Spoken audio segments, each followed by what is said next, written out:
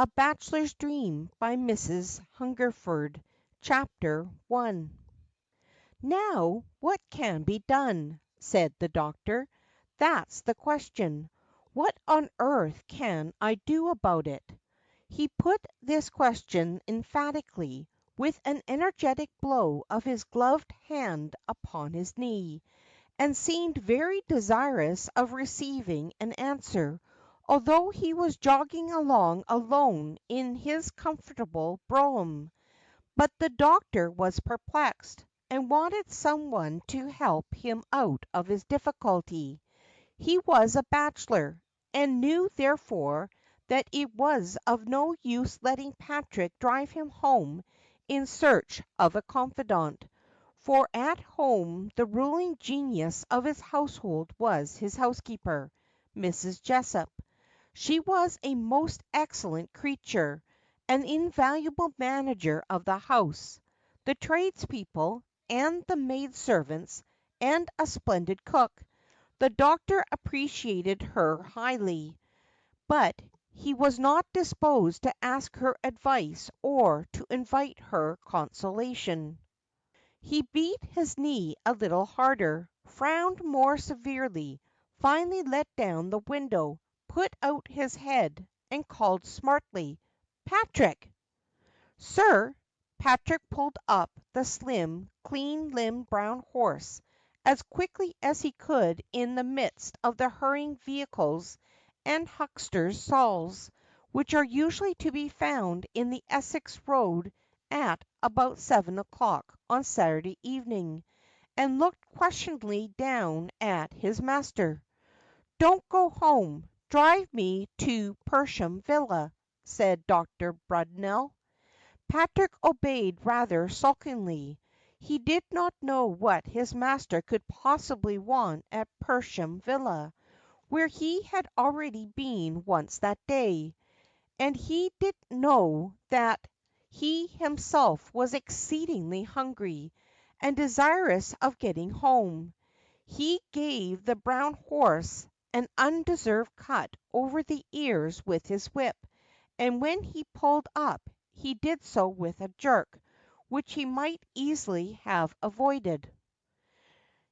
"I shan't be many minutes," said the doctor, alighting in front of a comfortable looking, well kept house, with red gleams of firelight shining from its parlour windows.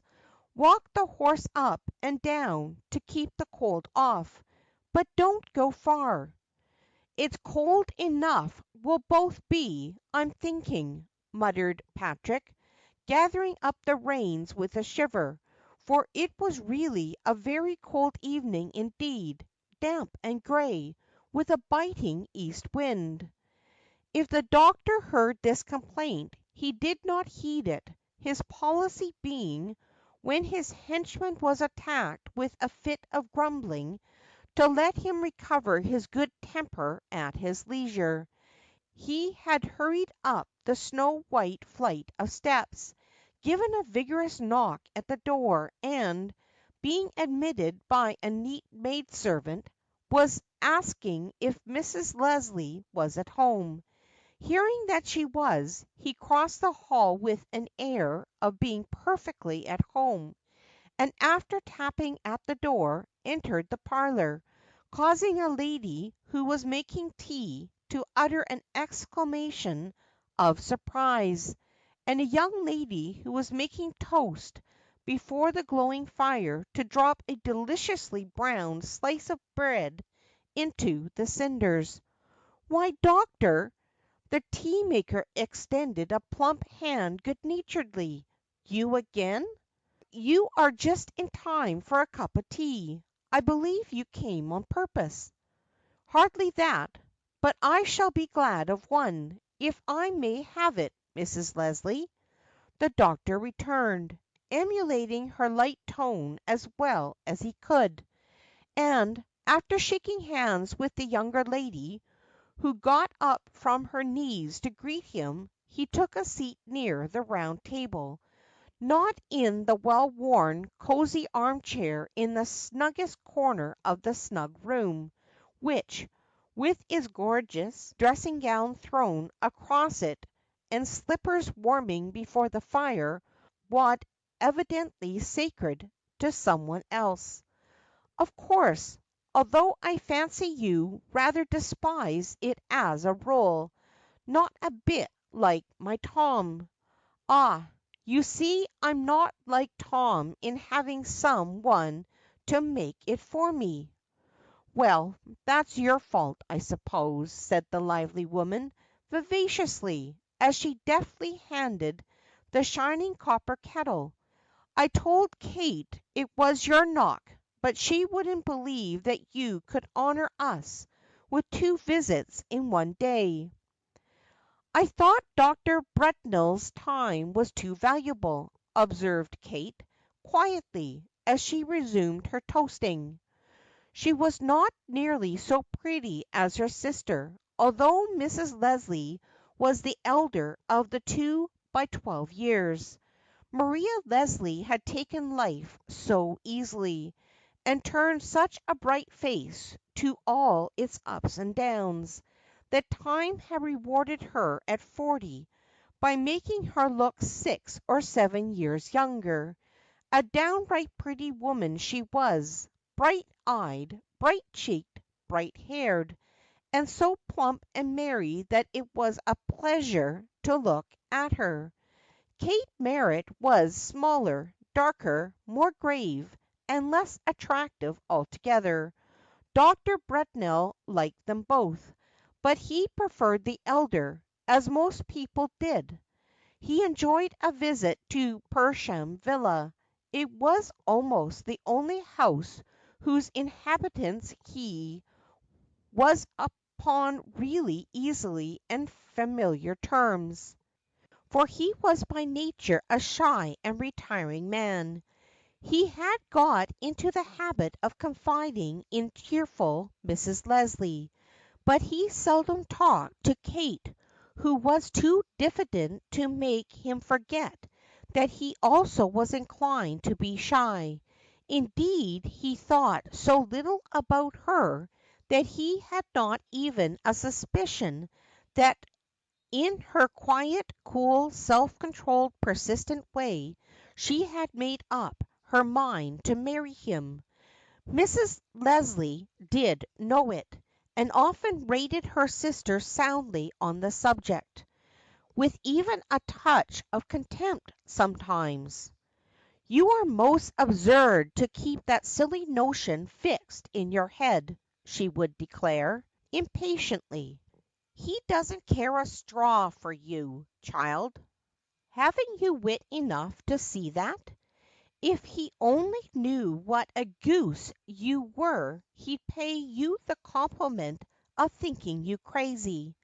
I tell you, he's a good fellow, the best fellow in the world after my Tom, but there's something odd about him in that way. Can't you see that he hardly knows one woman from another, you silly child? I don't, for my part, believe that the man has ever been in love in his life at all." Mrs. Leslie was penetrative, but in this matter she was wrong, for, if George Bretnell had been asked, he would probably have confessed that he had been in love twice. True, his first passion had been conceived at the age of 18, its object being the bosom friend of his only sister, a young lady who owned to 6 and 20, and who had laughed at him mercilessly when the most startling of valentines had made her aware of the state of things. Then, years after, when he was nearly 30, he had become very fond of the daughter of his partner, a pretty, gentle, winning creature, some half-dozen years younger than himself, who had girlishly adored him.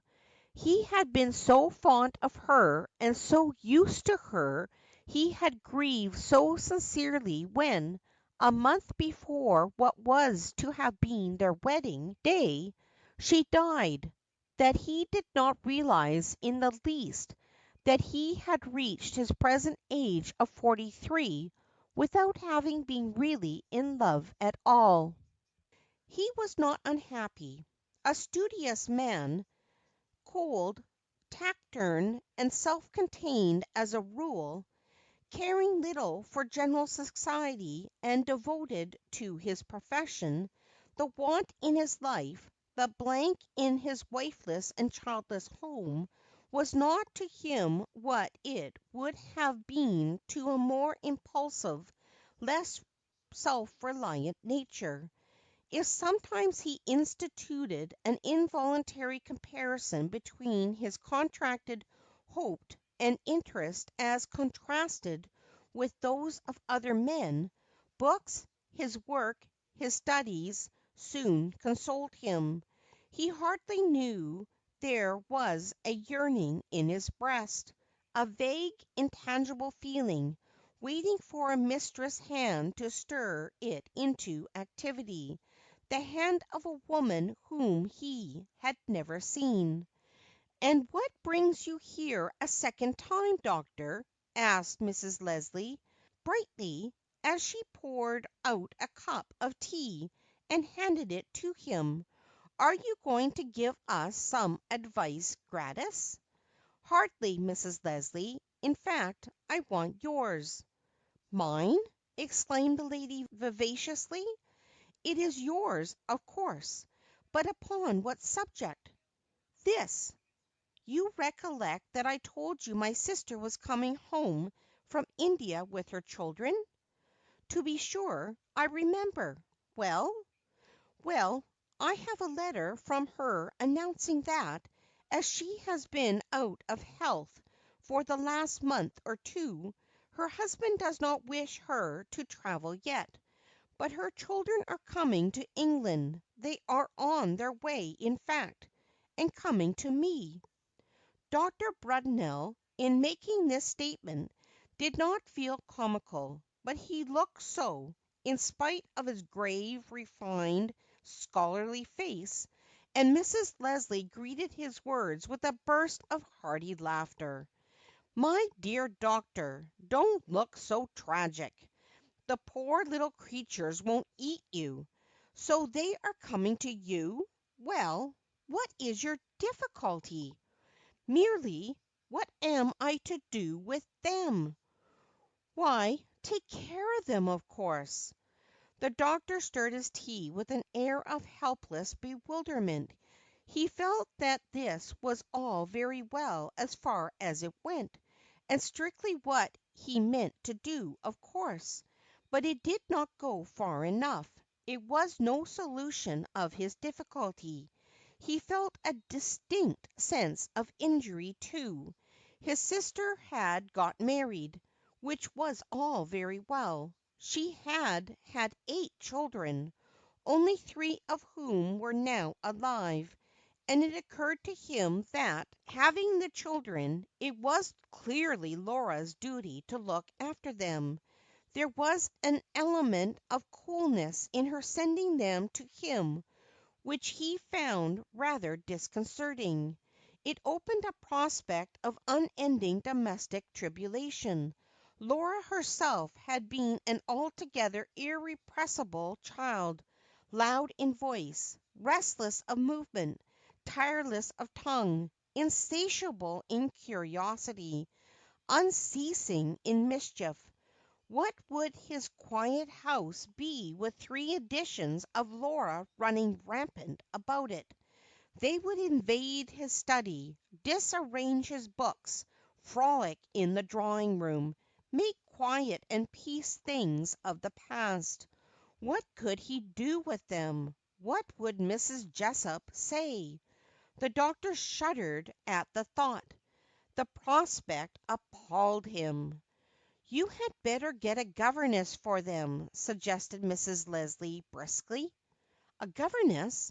This was a ray of light, but he was not sure that he did not prefer darkness. "Oh, a governess," he repeated interrogatively. "Of course. They will be tiresome, you may be sure. All children are, and Anglo-Indian ones particularly, at least so I should fancy. And you certainly will not want them disturbing you, while it will never do to have them running riot over the house. Get a good, sensible, responsible person, not too young, and you will find that you need hardly be troubled at all." The doctor felt that this counsel was good. It was plain, practical, feasible. But there remained a difficulty. How was he to become possessed of the sensible, responsible person who was not too young? "Advertise," suggested his adviser, tersely. Of course. How very foolish of him not to have thought of it. The plainest possible way out of the dilemma. "Thank you, Mrs. Leslie," said the doctor, rising and taking up his hat. "Thank you. I've no doubt that you're perfectly right. I will advertise." He shook hands with the ladies, gratefully with the one, indifferently with the other, and bowed himself out, hurrying to the waiting Patrick, who had fulfilled his own prophecy in so far that he was by this time cold in every limb, although his temper was exceedingly warm. From the window Kate Merritt watched the brougham roll away, and then turned to her sister angrily, tears in her eyes, a hot flush upon her face.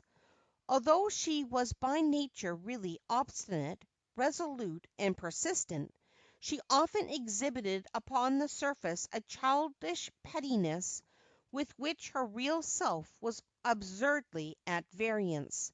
She spoke now as a spoilt child might have done. "How dreadfully disagreeable you are, Maria! It's too bad, I declare. I believe you do it on purpose. There!" "Do what on purpose? What in the world do you mean?" cried Mrs. Leslie, pausing, sugar tongs in hand. "You know what I mean," exclaimed Kate, scarcely able to suppress a sob. "I declare I do not." "This is some fad about Dr. Brutnell, I suppose," said the elder sister resigningly. "Do me the favor to be intelligible, at least, Kate. What is it that you mean?" "Why did you advise him to advertise?" demanded Miss Merritt. "Because it was the most sensible advice I could give him. Is that the grievance? What objections have you to his advertising?" "That I know very well what it will come to. He'll take your advice and advertise, and get some woman into his house who will pet the children and coax and wheedle them until she gets completely round him, and then we know what will happen," cried Kate, with her handkerchief pressed to her eyes. Mrs. Leslie looked at her, and had some difficulty in restraining a laugh. "Nonsense, child. Dr. Brutnell will no more fall in love with his governess than he will with anybody else. For goodness' sake, do try to be more sensible. A nice opinion of you he would have if he could only hear and see you now. I must say, I should be ashamed, if I were you, to spend my time fretting and crying after a man who didn't care a pin about me, like a love-sick schoolgirl. Dry your eyes and come to the table. Whoever the poor man gets for a governess, I hope she may have more common sense than you, I am sure. And the sooner he advertises for her the better, if that unruly brood is to be here so soon. He would never have thought of advertising but for you," said Kate resentfully. "Probably not," retorted Mrs. Leslie tartly. but now he will do it, and quickly, if he is sensible." Mrs. Leslie was wrong. The doctor did not advertise for a governess, although when he left he was firmly resolved upon doing so. He drove home quickly to his handsome house in Canonbury, and enjoyed an excellent dinner by the bright fire in his comfortable dining room, with a renewed appreciation of the excellent Mrs. Jessop. Then he summoned that lady in his presence, and with very little circumlocution broke to her the news of the promised invasion and the suggested panacea. Finding that Mrs. Jessop took the matter on the whole amiably, he felt considerably relieved in mind, and began placidly to smoke his pipe over the Times. The leading article was stupid soporific, the tobacco soothing, the fire hot. He was just hovering in delicious languor upon the very borders of dreamland when a knock at the door roused him abruptly. Of course, he was called out. Had the call been from a well-to-do patient who fostered a half-fancied illness, he might have been more put out than he certainly was when, upon turning into the street, he felt the keen east wind nipping his ears. But it was from a poor house lying in the midst of a very labyrinth of squalid back streets and foul courts, and yet but a mere stone throw from his own comfortable dwelling. The doctor did all he could for the patient, a dishevelled woman who had fallen, while drunk, and cut her head. He bound up the wound, gave a prescription, and, leaving directions with the voluble Irish charwoman who filled the place of a nurse, left the close, evil-smelling room, glad to breathe even the tainted air outside, and as quickly as he could retraced his steps. He had left the last of the wretched narrow streets behind him, and was turning into a wider road, which led by a short cut to the adjacent thoroughfare, when he heard a shriek, a terrible cry of agony or fear, perhaps both, and there, not more than 100 yards before him, standing out black against the surrounding gray, two figures were frantically struggling, a man and a woman. George Brunel, slight and wiry in figure, was active and swift as a boy. He shouted and ran, but, before he could reach the two, the man had violently wrested his arm free and raised it in the air. There was a flash of steel as it descended, a shrill cry that broke off into a moan, and the doctor, hardly able to check himself, almost stumbled over the woman as she fell at his feet. End of chapter 1. Chapter number 2. Dr. Brundel's first rapid glance about him as he recovered his balance assured him that pursuit would be futile. The men had darted off down a narrow turning which had led into a maze of streets. Already his rapid footsteps had ceased to echo on the pavement. He was lost by this time in the busy restless throng of Saturday night foot passengers. The doctor, abandoning any idea of chasing and securing him, lost not a moment in doing what he could. The short street was a new one, having on one side a neglected piece of waste land, where bricks, gravel, and mortar were flung in confusion; upon the other a row of half-finished houses; a curve at its upper end hid the thoroughfare beyond, although the sound of wheels and the hoarse cries of hucksters were audible to him as he dropped upon one knee, and gently raised the inert figure. Blood was upon it. He felt it and knew that it was straining his hand. Had no one heard that dreadful, thrilling cry but himself? It seemed not. He shouted loudly with the full power of his lungs. "Help! Help! Murder! Here! Help!" He was heard, for, as he loudly shouted again, voices answered him, and in a few moments a group of men and women had gathered about him, eager, excited, questioning. Before he could answer them they made way for a sergeant of police whom Dr. Brunell happened to know. He explained hastily. The knot commended. The sergeant was cool and professional. "Pity you weren't quick enough to nab him, sir." He went down upon his knee and turned the light of his lantern upon the ghastly face. Young and a spanker to look at, I should say. Wonder if it was robbery. Is she dead, sir?" "No." The doctor laid her gently down, his practiced hand over the heart. "No, she's not dead. The blow was aimed at her heart, but something in her dress, a corset probably, turned the weapon aside. Call me a cab, somebody. You're off duty, I think, sergeant.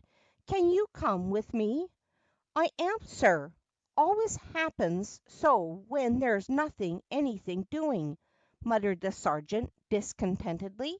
"Here's another of our people that ain't though," as a second sergeant forced his way through the group, followed by a constable. "Baxter, you'd best step round and report this little job, and not lose any time about it, either. It's attempted murder. That's what the game is. Chap made off as if he'd got springs in his heels." The second officer bent down as the first one had done, glanced at the bloodless face, asked a question or two, and started off at a smart pace, the fringe of the crowd hurrying after him. The doctor looked at his companion, repeating, "Can you come with me? I may want assistance." "With pleasure, sir. You'll take her to the hospital, I suppose?" "No, my house is nearer, and unless the wound is looked to at once, I don't answer for the consequences. There is no objection, I suppose?" The sergeant thought there could be no objection, although the hospital was the usual thing. The doctor put aside that consideration contemptuously. From what he could see of the wound, he was prepared to state professionally that any delay would be highly dangerous. The sergeant yielded the point respectfully, but protestingly, and the cab came, bringing an excited crowd in its train. There was no lack of proffered help. But the doctor and the sergeant lifted the insensible woman into the cab between them. On arriving at the doctor's house the two men carried her indoors. Then bells rang, maid servants hurried, exclaimed, and questioned, and soon the door of the library was closed upon all except Mrs. Jessup and the doctor. The sergeant retired to the dining room, and meditatively took an inventory of its furniture and appointments, as he awaited further developments. Noticing the doctor's decanter of choice old port, which was still upon the table where he had left it, the officer helped himself to a glassful, drinking it with evident relish. Half an hour passed before the doctor entered. He took his seat thoughtfully by the fire, and motioned to the sergeant to draw his chair nearer. "The wound is not much, merely a deep flesh wound," he observed abruptly. "Glad to hear it, I'm sure," returned the sergeant politely. "She has lost a great deal of blood, will be much weakened, and is totally insensible now," Dr. Brunell continued. "But no vital part is touched. Not the fault of that scoundrel, though, sergeant." "Ah," replied the sergeant intelligently. The doctor had motioned to help himself to the wine, and he did so now with contemplative deliberation. "Then you think it is a case of intended murder, I take it, sir?" "As far as my judgment serves me, yes. I should say the blow was meant to kill her. Indeed, only the steel of her corset saved her." I thought as much. Now, as to motive, sir, have you got any theory?" "Robbery, I suppose. Ah!" as the sergeant shook his head with a wise air. "You don't think so, then?" "No, I don't, sir. Maybe, of course, but I doubt it. A man don't use a knife when his fists will do, as a rule.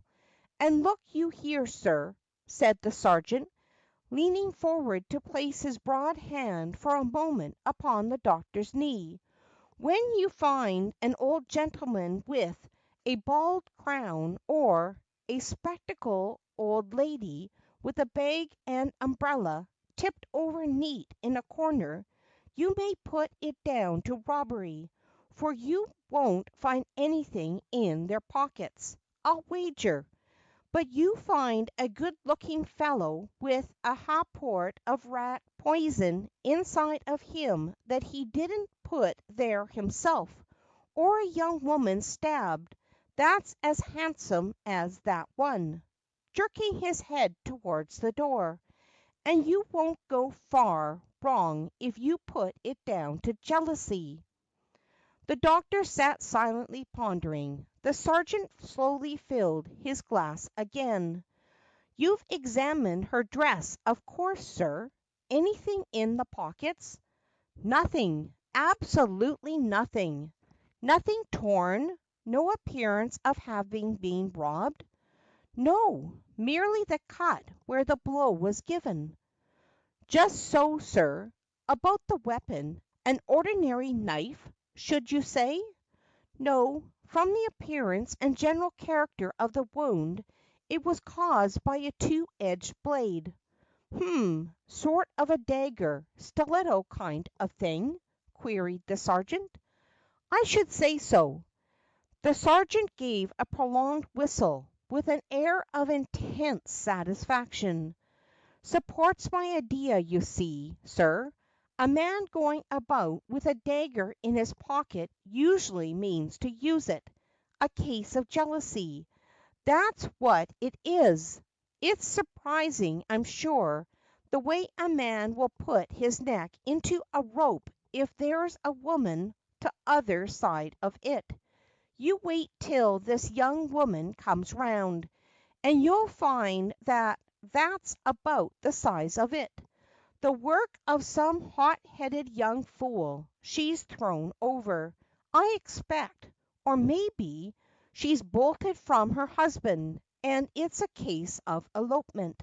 Shouldn't wonder, for the handsomer they are, the more mischief they get up to. That's my experience." "I hope you are mistaken," said the doctor, rising and looking thoughtfully at the fire. "I hope you are, but we shall see. Fill your glass, sergeant." "Thank you, sir, I am sure."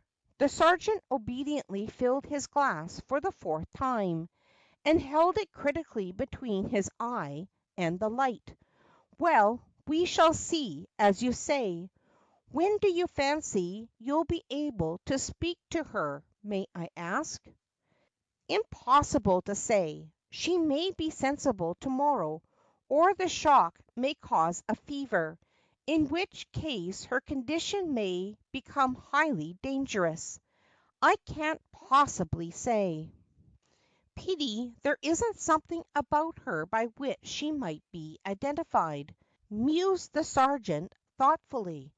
"But it'll all be in the papers to morrow, and it will be odd if it doesn't catch the eye of some one who knows her. But she's French, if I don't mistake, or at any rate, not English." Dr. Brunel, recalling his impression of the ghastly face as he had seen it, first in the light of the sergeant's lantern, and afterward lying upon a pillow hardly whiter than itself, silently endorsed this opinion.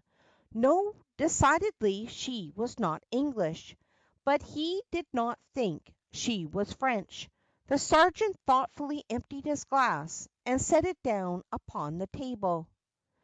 "We'll do all we can, of course, but it strikes me that the chances of nabbing the man don't amount to much unless the young man comes to herself in time to help us.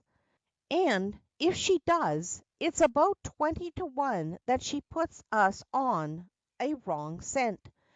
Well, I'm on duty again directly, and I'll be going. Will you step down to the station with me, sir?" "Certainly, if you think it necessary." The sergeant thought that it might be as well, and the doctor put on his hat and coat, and walked with his companion to the police station, where the inspector on duty, who had received one report already, listened to his statement, wrote it all down imperturbably, and approved with some warmth of the sergeant's theory as to jealousy. Fists or a knuckle duster did well enough for robbery, the inspector observed oracularly. It was only when a man went a bit off his head that he took to daggers, and there was more of that sort of thing about, presumably meaning jealousy, than any one would credit, though when it came to going it to that extent, the inspector's private opinion was that no woman was worth it. "Is there much chance of capturing this man, do you think?" Dr. Brunel asked. Why, that depended. If the young woman came to herself, say to morrow, and told the truth, you would know where you were. But if, on the other hand, the young woman chose to put them on an altogether false scent, which was rather more likely than not, why, where would they be? Feeling that he could not successfully answer this official poser, the doctor bade the sergeant and the inspector good night, and, repeating his former assurances of perfect willingness to do whatever he could in the affair, walked out of the police station.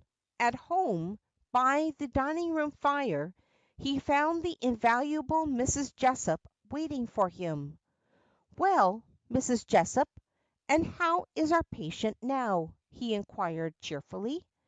He did not feel cheerful, but Mrs. Jessup had shown some slight reluctance and resentment at being suddenly called upon to assume the function of nurse to a totally unknown and much too handsome young woman, and he thought it only prudent to conciliate her. "Pretty much the same, sir. Hasn't stirred so much as a finger or opened her eyes, though whether or not it's a natural sleep I couldn't take upon myself to say." "I'll step upstairs again with you in a moment. What I fear is fever, consequent on the shock. If we can keep off that, she will most likely awaken sensible enough." "I hope so, I am sure, for the sake of catching that cowardly villain, whoever it was." "He must have meant to murder her, you think, sir?" inquired Mrs. Jessup, smoothing her cap ribbons thoughtfully. "I'm afraid so, poor girl." "She is quite young." "Yes, sir, and most remarkably handsome." "No doubt, sir. She is a foreigner, I fancy. It is most unfortunate that there is nothing on her by which we can identify her. By the way, I did not notice. Did you see if she wore rings?" No, sir. Not a wedding ring? No, sir. And not a trinket of any kind about her? Not one, sir. Nothing whatever? Nothing whatever?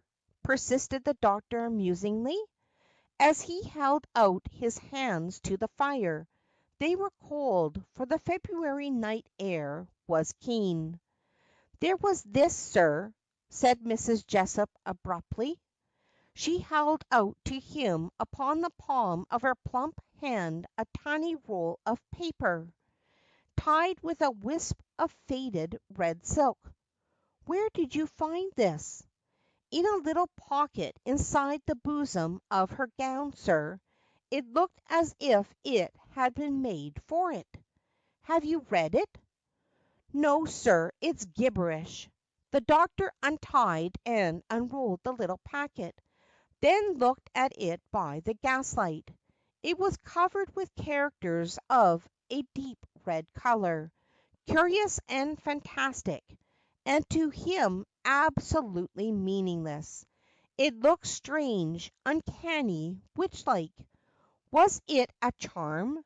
The doctor studied it wonderingly for a few moments, and then laughed at the thought of such an absurd fancy assailing him. He rolled up and retied the little packet. "Well, that won't help us much," he said. "As I thought, we must wait for light from her, poor girl. Take care of it, Mrs. Jessup. She might attach some fanciful value to it."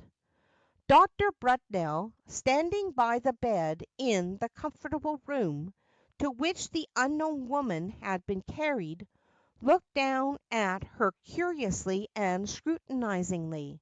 Upon the white pillows he saw a pale face lying, a face that was exquisitely chiseled, the head crowned by a wonderful mass of thick black hair. "Beautiful," he muttered under his breath, and turning away. "I should fancy it was jealousy." The next day's papers contained a sufficiently thrilling account of the attempted murder of a lady in Rockmore Street, but, although an elaborate description of the victim's person and attire was given and enlarged upon with due journalistic skill, it brought no anxious troop of friends and relatives to inquire at Dr. Brudnell's door, and the best efforts of the inspector and his subordinates to track the would-be murderer came to ignominious grief, for the only person who could perhaps have put them upon his track lay tossing in a delirium of fever. End of chapter 2. Chapter number 3. "Hang the brats!" exclaimed Dr. Brudnell angrily. "If this goes on for long they'll drive me mad, I swear." He was annoyed, chafed, irritated, more out of temper than he had ever been before. The preceding week had been to him a period of purgatory. The calm of his house was broken. His study was no longer a sanctuary. The maids were flurried. Mrs. Jessup spoiled the soup. The bachelor, transformed suddenly into a family man, without any preliminary steps, was amazed and bewildered. The sufferings of his married acquaintances filled him with a grotesque feeling of pity, with the sincerest sympathy. He especially commiserated Laura's husband, for the three children had turned out to be three empathetic editions of Laura, with additions. Just now the uproar which had caused the master of the house to spring up from the dinner was more than usually vociferous. The three had escaped from their extemporized nursery, and had shouted and tumbled tumultuously down the staircase and into the hall. The street door happened to be open, and the consequences were disastrous. One rushed down the steps with a scream of triumph, which changed into a shrill shriek of anger as he was pursued, captured, and brought back by Patrick, in spite of violent kicking and struggling.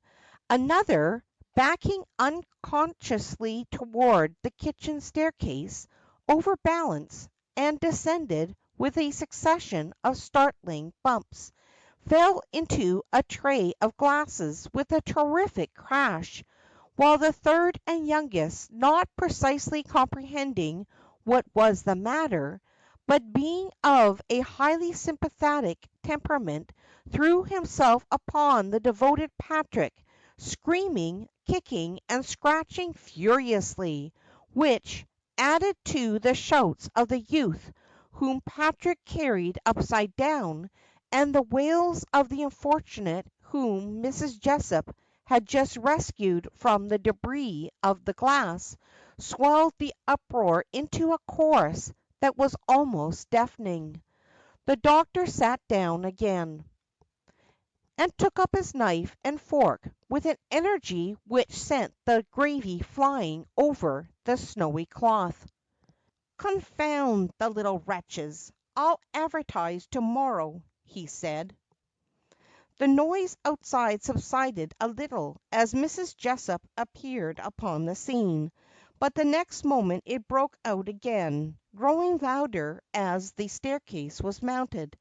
Evidently Mrs. Jessup intended to put the rebels to bed, a resolution which did not apparently please them, for Dr. Brudenell distinctly heard his elder nephew threaten to punch the head of that worthy woman, while his brother and sister appeared to be trying to dance upon her toes.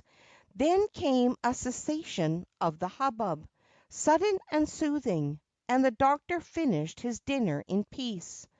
Crossing the hall toward his study a little later, with the intention of getting a book to add to the enjoyment of a fine, very fine flavored cigar, he encountered Mrs. Jessup, somewhat flushed and tumbled, coming downstairs, and stopped to speak to her. "Well, Mrs. Jessup, got rid of your charges for to night, eh?" he said, good humoredly. "That I haven't, sir, for to go to bed they wouldn't. I've seen a good many children, but never did I see children so set upon their own way as them children," declared Mrs. Jessup, emphatically. The doctor felt that this was correct, his opinion being that any children in the least degree resembling Laura's luckily did not exist anywhere. "Oh, spoilt, Mrs. Jessup," he remarked judicially. "Spoilt? That's it. They'll be better, you'll find, when we get a good strict governess for them. And that reminds me, I must certainly advertise for one to morrow. I don't know how it is that it has slipped my memory for so long. So they're not in bed, the young rogues, eh?" "No, sir, they're with Miss Boochafin." "With her? You should not have allowed it. You should not have let them go in," said the doctor, quickly and peremptorily. "I couldn't help it, sir," returned the housekeeper stolidly. "They started making such a racket of stamping and screaming outside her door that she heard and opened it to ask what was the matter. Of course they were for rushing in before I could keep them back, and so she said, let them stay a while, and she would keep them still, and so there they are, and she telling them some fairy tale nonsense." "Well, well!" exclaimed the doctor, and then added, "How does Miss Boochafin seem to day?" "Better, I think, sir. She seems so. She asked me to say that if you were at liberty She would be glad if you could spare her a few minutes." "Tell her I will come up presently," said Dr. Brunel, going on to his study. "Don't let those young torments stay there long enough to tire her, Mrs. Jessup, if you please. She is still very weak." But when he went upstairs half an hour later, he found that Mrs. Jessup had not yet succeeded in getting the young torments out of Mrs. Butchafien's room. Miss Butchafian was sitting in a great chair by the fire, her dark hair streaming over her shoulders, and with the chicken grouped about her, Floss on her knee, Maggie perched on the arm of her chair, and Tom kneeling at her feet, all three listening intently to what she was telling them. What it was the doctor did not hear, for the group broke up at his entrance. Tom sprang to his feet, Maggie jumped down, and Miss Butchafian let Floss slip from her knees to the floor.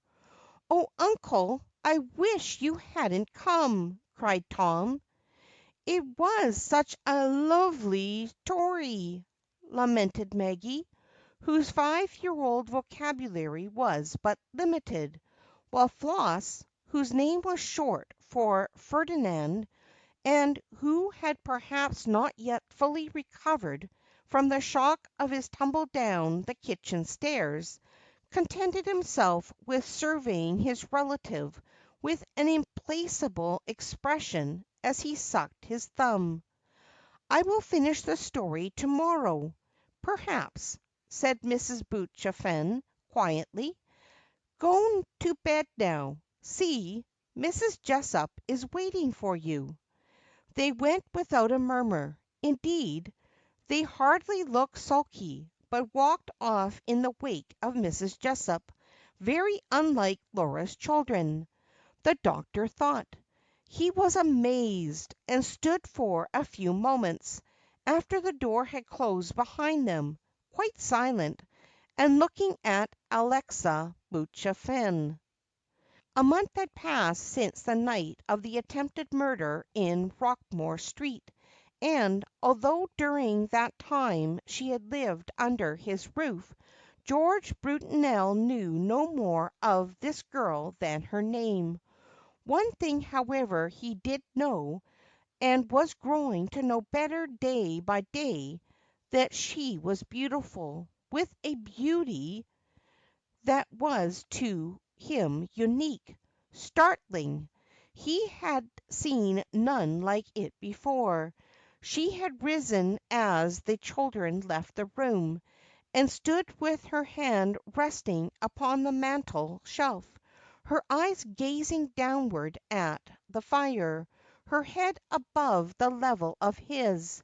He looked at her, thinking how beautiful she was, and thinking, not for the first time either, that she was not sure whether that very beauty did not repel rather than charm him. For it seemed to have at once the glitter of ice and the hardness of stone. Her large, dark, bright eyes seemed to pierce him, but they never touched his heart. A smile sometimes broke the perfect lines of her lips, but never reached those eyes. The natural play of her features seemed to be checked. She appeared to be as incapable of tears as of laughter, of grief as of joy. No rush of warm blood ever tinted the strange pallor of her cheeks with crimson. Her voice was rich and full, but there was a jarring note in its melancholy music. The girl was like marble, breathing, moving, living, but marble still. The doctor waited for her to speak, but, either from perseverity or indifference, she stood like a statue, and would not even raise her eyes. He was forced to break the silence, which embarrassed him, and he knew that he spoke awkwardly. "I think," he said, that you wish to speak to me. Yes, sir, if you please." This was another anomaly. Her words were always of a meek and submissive character, but her voice, her look, her gestures were those of a queen. The doctor felt this, but hardly its incongruity, as she slowly resumed her seat and signed to him to be seated also. "I am quite at your service, of course," he replied, as he sat down. "But first let me ask how you are feeling." "I am well," she answered gravely. "A little weak still perhaps, but it will pass. I wish pardon me, I am forgetting that I am not to thank you, sir." She had attempted to thank him before, when she first recovered her senses and realized her position, but he had sensitively deprecated that.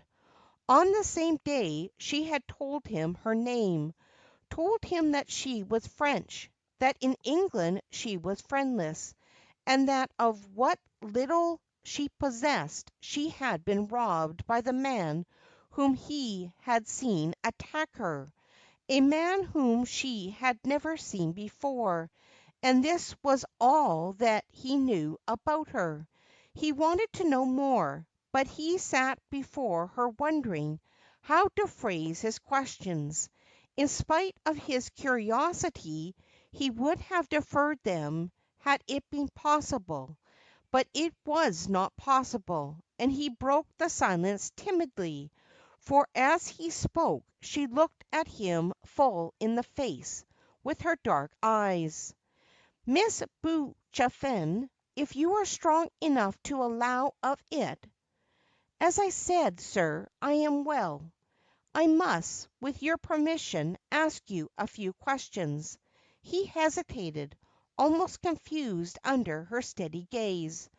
"I am presuming that you would rather reply to me than to be questioned by a police officer." "I do prefer it, sir." "Then," said the doctor, "this man who so murderously attacked you, you can tell nothing about him?" "Nothing, sir. I know nothing." "Absolutely nothing?" "Absolutely." "You do not know his motive?" "Ah, sir, you forget. He robbed me." "True, true," the doctor returned, a slight flush tinting his cheeks, for he fancied that he detected a mocking gleam in her eyes, a suspicion of a smile curving her lips. "True, I had forgotten. Pray pardon me," he said. "But the attack was so violent, the blow so savage, the weapon must have been so keen, that it is almost impossible to connect it with a mere attempt to commit a paltry robbery. I thought, and the police thought, that it was a case of intended murder." "Ah, sir, they are clever, your police, but they sometimes make mistakes. Is it not so?" Dr. Brudenel's face flushed crimson. Was she laughing at him? It looked like it. He was taken aback, discomfited. He did not know how to go on. But she gave him no chance, for she spoke herself, emphasizing her words by rapid gestures and much energetic waving of her white hands. "Listen then, sir. This is all I know. That this man followed me. Why, I have no idea. That he came upon me suddenly in the solitary street and asked me for money. That, when I refused, he tore my purse away. That, as I seized his arm and screamed, he wrenched it free and struck me with what you tell me was a dagger. I know no more but what you tell me. Nothing." George Brunel, listening and looking, believed after all his own fancy was but a fancy. The theory of the sergeant and the inspector was only a theory. A mere empty possibility, unsupported by fact. He abandoned both ideas forthwith. Miss Boochafin, could you recognize this man? I think not. I am sure not. She shook her head, her eyes fixed musingly upon the fire. It was dark. No, I could not recognize him. Nor could I, unfortunately. And yet you saw him? I saw him, yes, but only well enough to know that he was young, tall, and dark, and such a description would apply equally well to 100 men within a stone's throw of the house at the present moment. True, admitted Alexia Butchafin calmly. Since you can give me absolutely no clue, I am afraid that the chances of capturing him, particularly after the lapse of a month, are so small as to be worth nothing. Less than nothing, she assented. It would be better to abandon the endeavor. I am afraid that is what will have to be done, from sheer lack of groundwork to work upon. But it is horrible, said the doctor, rising with an unusual display of excitement. Absolutely horrible to think of this scoundrel's going scot-free. It is abominable that such things should be possible in the heart of a great city such as this. A smile parted the girl's lips, but it did not light up her drooping eyes. The smile seemed to imply that such a city held secret stranger things than that. Dr. Brunell did not see the smile. He was a clever man, but it would have been far beyond his fathoming if he had seen it. He returned to his chair and sat down again. In asking my questions, Miss Boochafin, I have forgotten yours. I assume that you wish to ask me some. Yes. She looked straight into his eyes again, and her slender hands were clasped firmly together. He fancied he detected an expression of doubt and anxiety in her glance. Sir, I have said that I am almost strong. You know that I am so. It follows, then, that I shall be able soon to leave here. Yes, it certainly followed that such an event would take place. The doctor acknowledged it, but at the very thought he experienced a strange sense of loss. She was so young, so beautiful, so friendless. Where would she go? What would she do? He was silent, and waited for her to continue speaking. It seemed that she drew courage from his look, for, after she had glanced at him with eager scrutiny, she went on abruptly.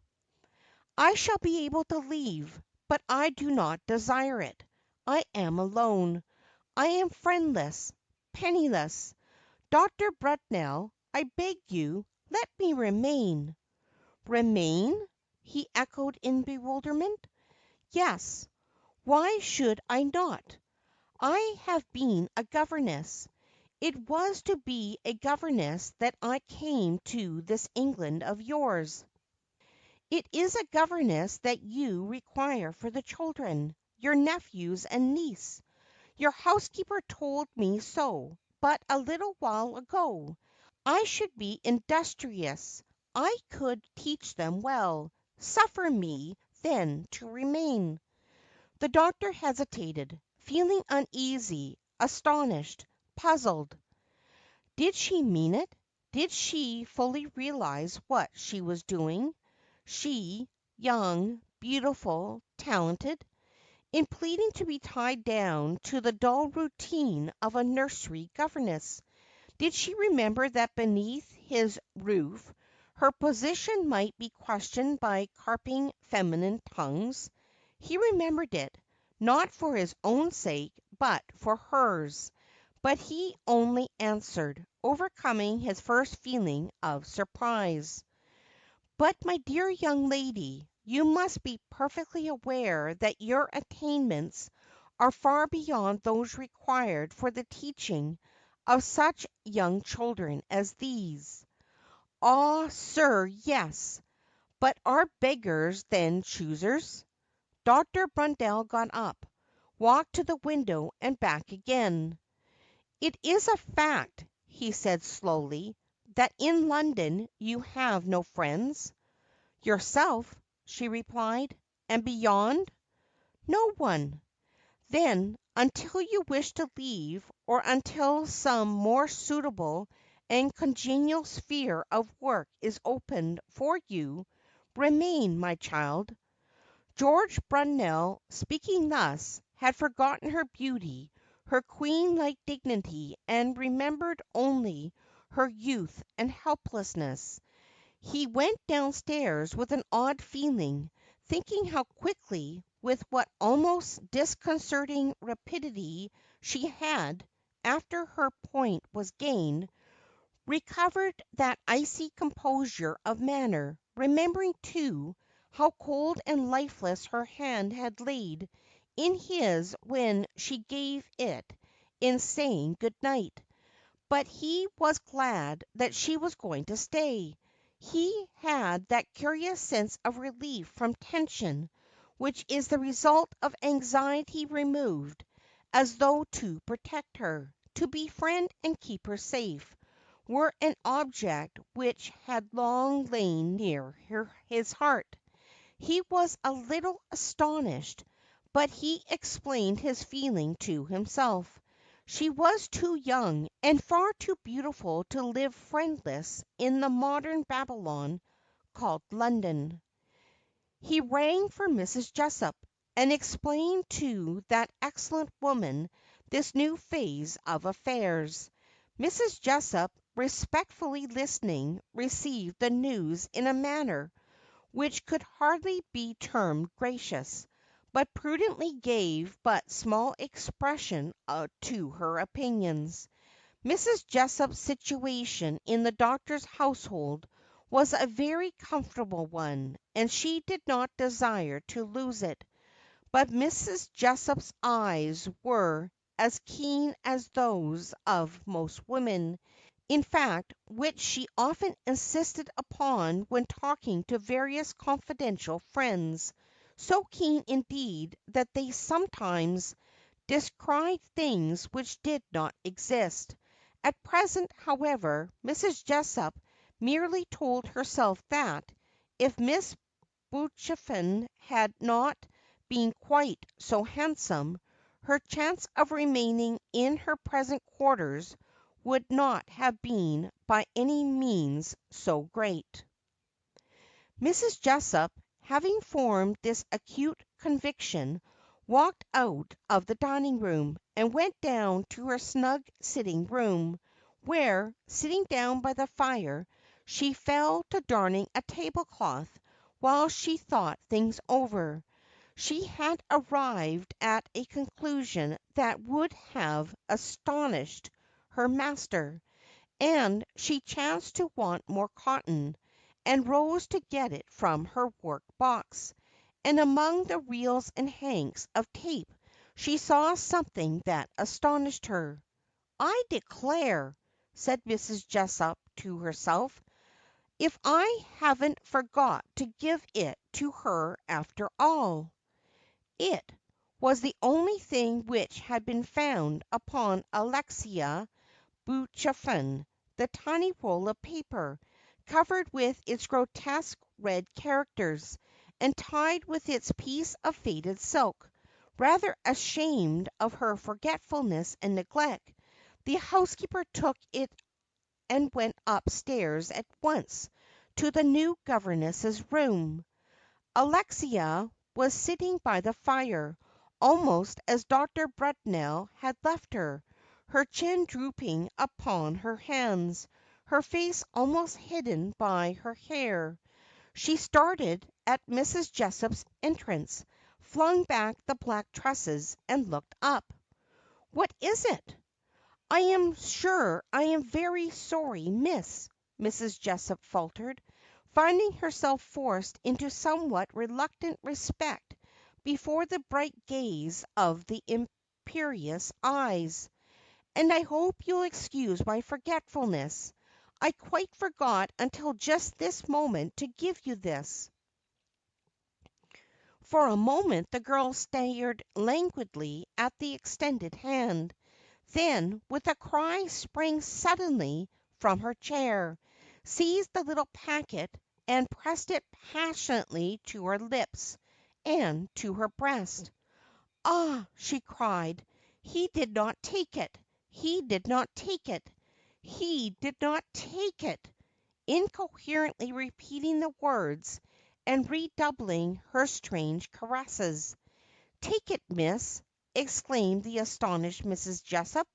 "Why, what should he want to take it for, the murdering villain? And how could he take it, seeing that it was fast inside the bosom of your gown?" "Go!" cried Alexia, pointing to the door with an imperious gesture. "Leave me to myself." The housekeeper went with the impression that Miss Butchafen had fallen upon her knees beside her chair, and that she was sobbing harsh, suffocating sobs beneath the shining veil of her streaming hair. Peace returned to the doctor's household. The children were calmed, manageable. They stood in awe of their governess, but they liked her. In the staid Canonbury house, Mrs. Butchafen was popular. Her name was the only stumbling block.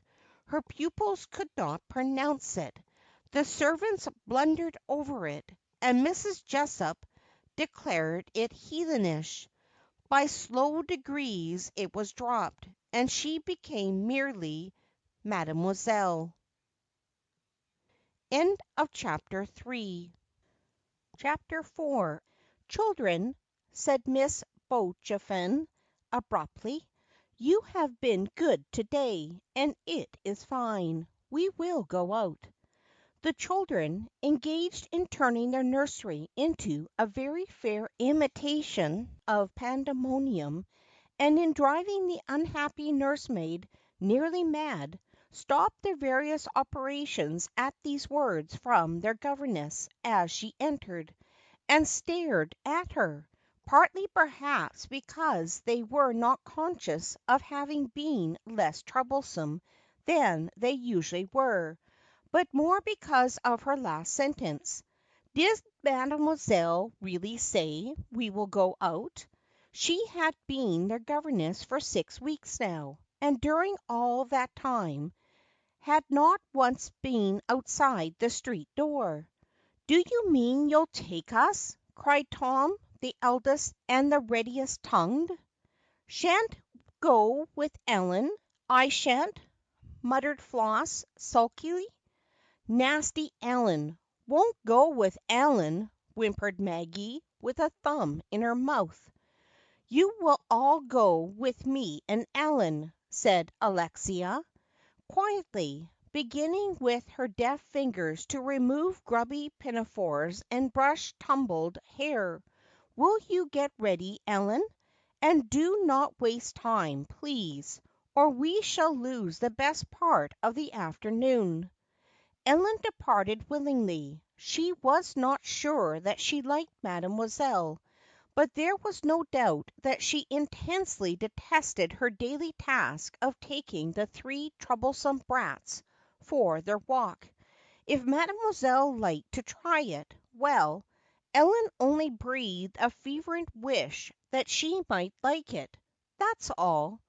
Miss Boochafin, making great haste over the toilet of her pupils, had them ready, and was ready herself before Ellen, and filled up the spare time by pacing the hall from end to end as she waited. Not hastily; the perfect grace of her every motion was too complete for haste. Not even impatiently, for the set expression of her face never changed, and no flush of excitement tinted the ivory pallor of her cheeks. If her eyes were a little brighter, a little wider open than usual, it was very little. Mrs. Jessup, passing through the hall as the governess and pupils waited, confessed to herself, with reluctant honesty, as she looked at the stately young figure in its plain dark dress, that there was no denying that Mademoiselle did look like a queen. It was the beginning of May, and, for a wonder, hot and bright enough almost for July. The afternoon sun shone down warm and brilliant. As Alexia stepped out into its glare, she stopped and almost staggered, put her hand to her throat, while she shivered violently. The round eyed maid, watching, was quite sympathetic. No wonder she felt odd, poor young lady, remembering what had happened to her the last time she was out. "Where shall we go?" demanded Tom, tugging at Alexia's hand. "Want to go and see Mrs. Leslie," murmured Maggie. "I'm going to look at the shops," declared Floss with emphasis. "I can spend my shilling if I want to, Uncle George said." "No, no, not to day," demurred the governess quickly. "Listen, children, the shops you can see any day. To morrow, perhaps. But to day we will go somewhere else." "Where else?" demanded Floss, critically, with a fond look at the shilling which he had drawn out of his knickerbocker pocket. "Into the park," said Alexia. "We will all ride there in a tram car. You will like that?" "Finsbury Park?" questioned Tom. "Oh, all right. I don't mind. Only I say, let's go up to the water where the ducks are." "Yes, let's," added Floss, restoring the shilling to his pocket. "Want some buns to feed 'em with, poor things?" murmured Maggie, with pathetic intonation. "Yes, you shall go to the water and have the buns," said Alexia. She had been walking rapidly all this time, almost too rapidly for the little feet trotting beside her, and did not pause or speak until they reached Highbury Corner, which was more crowded and busy than usual this warm afternoon. A tram car was waiting, and she hurried her charges into it, taking no heed of Tom's desire to sit where he could see the horses, or of Floss's loudly expressed determination to ride on the roof. She took her seat and, leaning back, drew her black gossamer veil tightly over her face, and closed her eyes, seeming to become totally oblivious of her surroundings. Ellen, sitting with Maggie on her knee, distracted by Tom's ceaseless questions upon the one side and by Floss's incessant demands to be put on the roof upon the other, felt a little sulky and injured. Really it was too bad of Mademoiselle. If she came out with the children, she might at least take her share in amusing and keeping them quiet. Ellen, at any rate, was not sorry when the park gates were reached. A plentiful supply of buns was procured, and the children, with shrill screams and whoops of delight, started off for the ducks and the water. "Oh, dear!" cried the nursemaid, quite dismayed at suddenly finding herself alone with the governess. "They'll lose themselves, Mademoiselle. There's such a many other children about we shall never find 'em." "Keep them in sight, then," said Alexia. "Follow them, Ellen. You had better not wait for me. My head aches, and I cannot walk fast." "But we shall lose you, too, Mademoiselle," demurred the girl, hesitatingly. "No, no, I will follow you slowly. Go, they may fall into the water if you linger." "Miss Maggie's nigh sure to, with they buns," said the girl, taking the alarm, and without any more loitering she darted after the runaways. Alexia did not follow. For a moment she stood on the broad gravel walk, looking about her. Groups of figures were scattered about the smooth turf. Young ladies with novels, old ladies with crochet and poodles, nurses. The girl looked, not at but around and beyond them. Her great eyes seemed to be searching, as if surprised at not seeing something, and yet dreading to see it. Then their expression changed. For a moment her figure swayed. The next she was walking gracefully, slowly, languidly toward a rustic seat, which stood upon the smooth greensward in a somewhat lonely spot. It stood at an angle formed by two flower beds, and was backed by a clump of shrubbery. Upon it there was one figure seated, that of a man. The governess approached this figure slowly. A middle-aged man, loosely dressed, hair turning gray, dark complexioned, with a scar on his cheek, a scar such as a slash with a keen-edged knife might have made. She approached and passed him. She did not look at him. He did not look at her. He appeared to be quite absorbed in absently cutting and fashioning a rough stick with the aid of a large clasp knife. He gazed before him abstractedly, brushed the splinters of wood from his knee, and laid the knife down upon the seat beside him, the edge of the blade uppermost. The girl shuddered. The ivory pallor of her cheeks grew gray beneath her veil. She passed on round the clump of bushes and returned. The man had abandoned his whittling, and, with his chin upon his hand, whistled as he looked down at the grass at his feet. His right hand played absently with the open knife. Now the edge was upward, now downward, now he half closed it, then opened it wide again. Alexia Butchefon's breath came rapidly. One violent throb of her heart almost suffocated her. But graceful, upright, stately, she passed the seat as though it were vacant. She did not appear to glance at the man sitting there, toying with the knife, and whistling under his breath. She passed him, and, as she did so, her gloved hand made a swift motion, and a white object gleamed upon the turf behind her. A paper had fluttered from her fingers, and lay close to the rustic seat.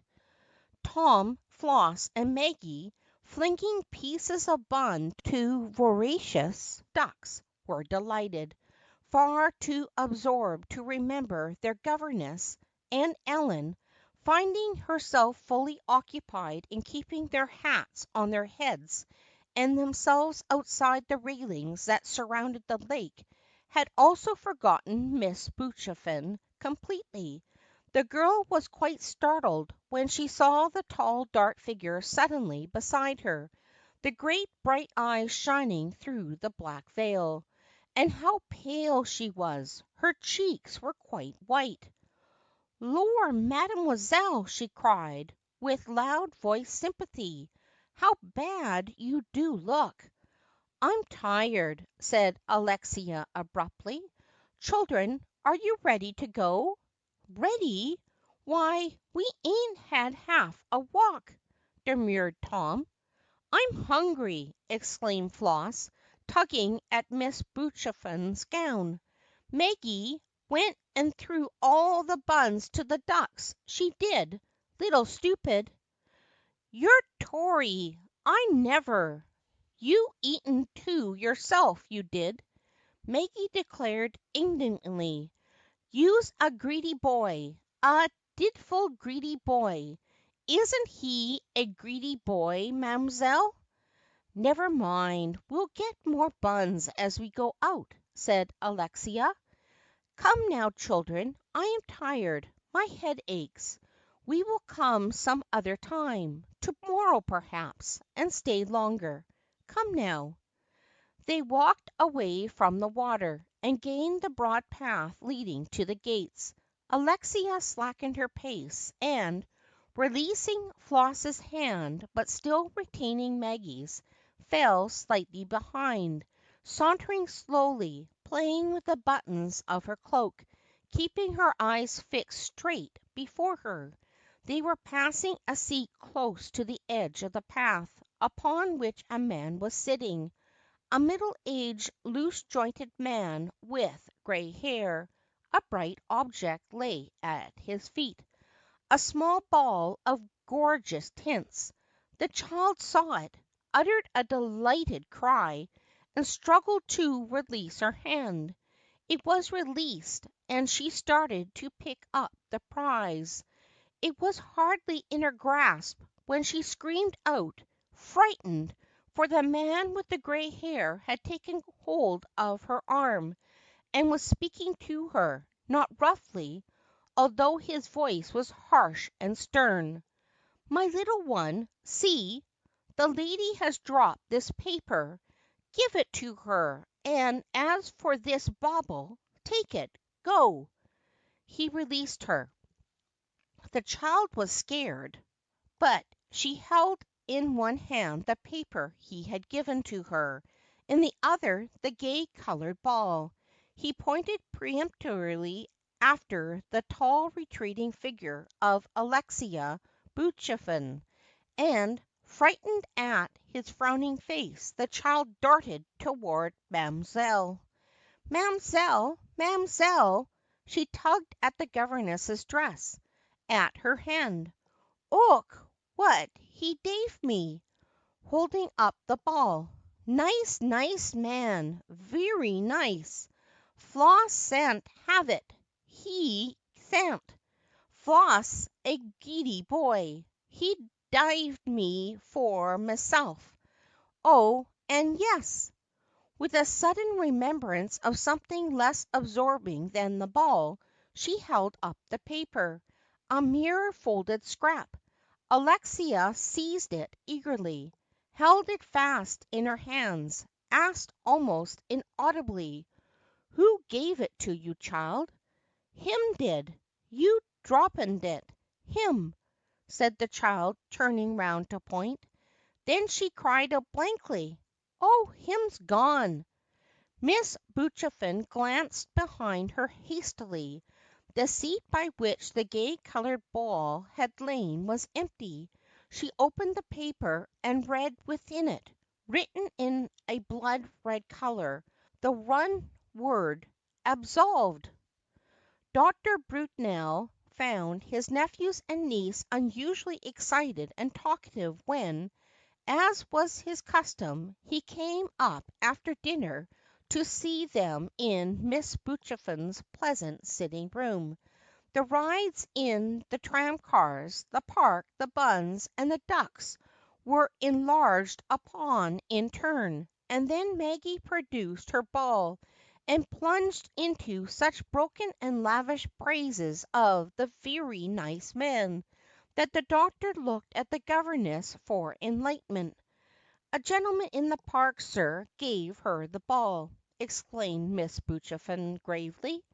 "And zoo a letter!" cried Maggie. "And also returned me a paper that I had dropped," amended Alexia. "I see. Well, don't smash more windows with the ball than you can help," said the doctor, putting his niece down upon her feet. He rose and approached the stately young governess, standing, beautiful in the light of lamp and fire, one hand drooping at her side, the other lying upon the marble of the mantelpiece, hardly whiter and hardly colder. George Brudenell had begun to think that her coldness and gravity suited her beauty. Laughter, blushes, dimples would have spoiled it. Her frigid manner did not repel him now. It had a charm for him which no warmth and graciousness could have had. And yet, perversely, he longed intensely to see her both kind and sweet. How beautiful she was! He glanced at her reflected face in the mirror, and winced and frowned and bit his lip, seeing his own beside it. A small, plain, dark, clean shaven man. He was her very antithesis. Intellectual looking, pleasant, refined, he might perhaps claim to be considered, but how utterly, painfully unattractive he must be to her. "I am glad to hear that you have been out, mademoiselle," he said kindly. "The day was so fine, it tempted me," replied Alexia. "A very good thing. The confinement was telling upon you," resumed the doctor. "Let me advise you to try get out once at least every day." "I shall do so, sir, with your permission. Now." "Now that the first plunge is taken," he remarked good humoredly. "Well, that is wise. Don't go too far, or let these youngsters trouble you too much either out of doors or in, and you will soon feel the benefit."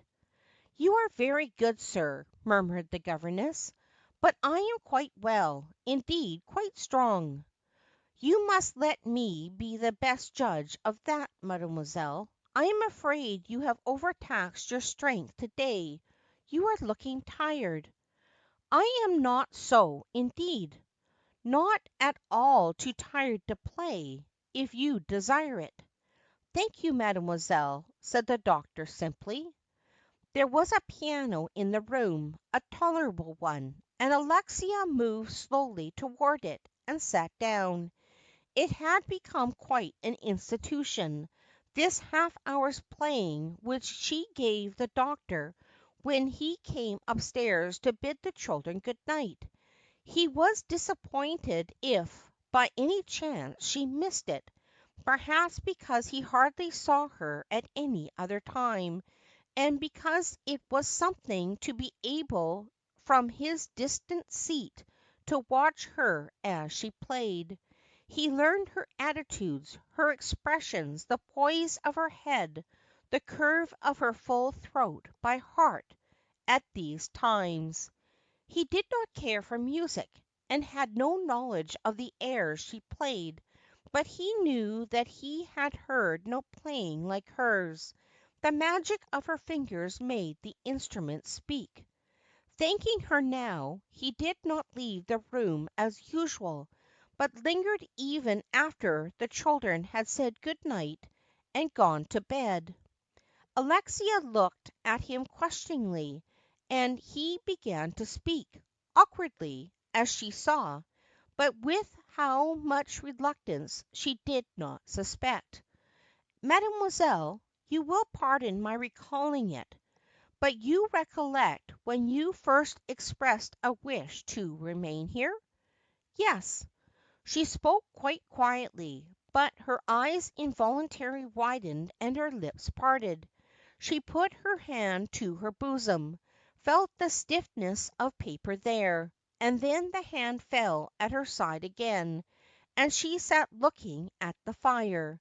"You recollect," resumed George Brudnell, with a reluctant troubled glance at her averted face, "that I told you then how perfectly aware I was that the post you wished to fill was completely below your capabilities, that in it you would be thrown away, in short, and that at the best it could only be considered as an occupation for you until something better should offer?" "I remember, sir." The doctor hesitated. That "sir," with its stiffness, its cool, formal respect, jarred upon him more and more day by day, and she hardly ever failed to use it. He was too diffident to remonstrate with a few gay words, as a more confident, easy man would have done, and chafed under it in silence. "I'm happy to tell you that something has offered." It was a lie, and he knew it. The thought of losing her, cold and statuesque as she was to him, made him miserable, filled his heart with a keen pain, a pain which had brought very near the inevitable revelation that he was bound to make to himself. Alexia raised her head and looked at him, but she did not speak. He went on. "It is in the family of one of my patients, not as a governess, but as a companion to his wife. They are wealthy, and she is refined, cultivated, and kind-hearted woman. You could, I think, hardly fail to be comfortable with her, if you care to accept the post." He paused again, but finding her still silent, went on. "That you would be upon terms of perfect equality I need not say. This lady, Mrs. Latimer, would like to see you, if you care to think further of it." Alexia looked into his face with her great somber eyes. "Sir, do you then wish me to leave here?" "Wish!" he echoed. Was there really a sorrowful, almost reproachful intonation in her voice? He was foolish enough to fancy so, weak enough to encourage this sudden rapid beating of his heart. "Because if not," she went on gently, "I would rather stay here, if I may." "Mademoiselle, are you sure of that? Consider." "Quite sure. I am comfortable. Here it is home. You have been so kind to me. Ah, sir, do not send me away." She spoke entreatingly, eagerly, and to herself she added, pressing her hands again upon her breast, "If he sends me from this house, I am lost." "My child," said George Brudenell simply, again remembering only how young she was as he spoke to her thus protectingly, "stay if you wish, and as long as you wish. You shall leave only when you yourself desire it." "I shall not do that," murmured Alexia softly, and then, having no further excuse for remaining, he went away. The doctor fell into a reverie before his study fire presently, and forgot the book upon his knee. He had the pleasant consciousness of an uncongenial task consciously performed, and without its anticipated unwelcome results being left behind. It was not an idea of his own which had caused him to inquire among his patients for a suitable situation for Alexia Butchefen, but the hints, and then downright urgings, of his friend Mrs. Leslie. Both she and Kate Merritt had seen the governess, for in her kindness of heart the elder lady had paid more than one visit to Laura's children. Mrs. Leslie had been astonished at Alexia's beauty and stateliness, sympathetic and questioning over her story, and, upon hearing that she was to remain in the doctor's house, had been amazed. A conventional minded woman, with all her kindness of heart, Mrs. Leslie had been shocked. Perhaps she might not have been so had there been no scandalized and indignant influence upon her own side. But Kate had been excessively voluble upon this incipient fulfillment of her predictions, and had let her sister have very little peace indeed. Finally, Mrs. Leslie had summed up the whole case to the doctor by assuring him that it would never do. Well, it would have to do, he decided, when he roused himself sufficiently to know what he had been thinking about. The girl should stay if she preferred it. That was certain, in spite of all the opinions in Christendom. He rather enjoyed this outrage upon the proprieties, forgetful altogether that the same thought had been in his own mind. He was glad to know that she was tranquil and safe.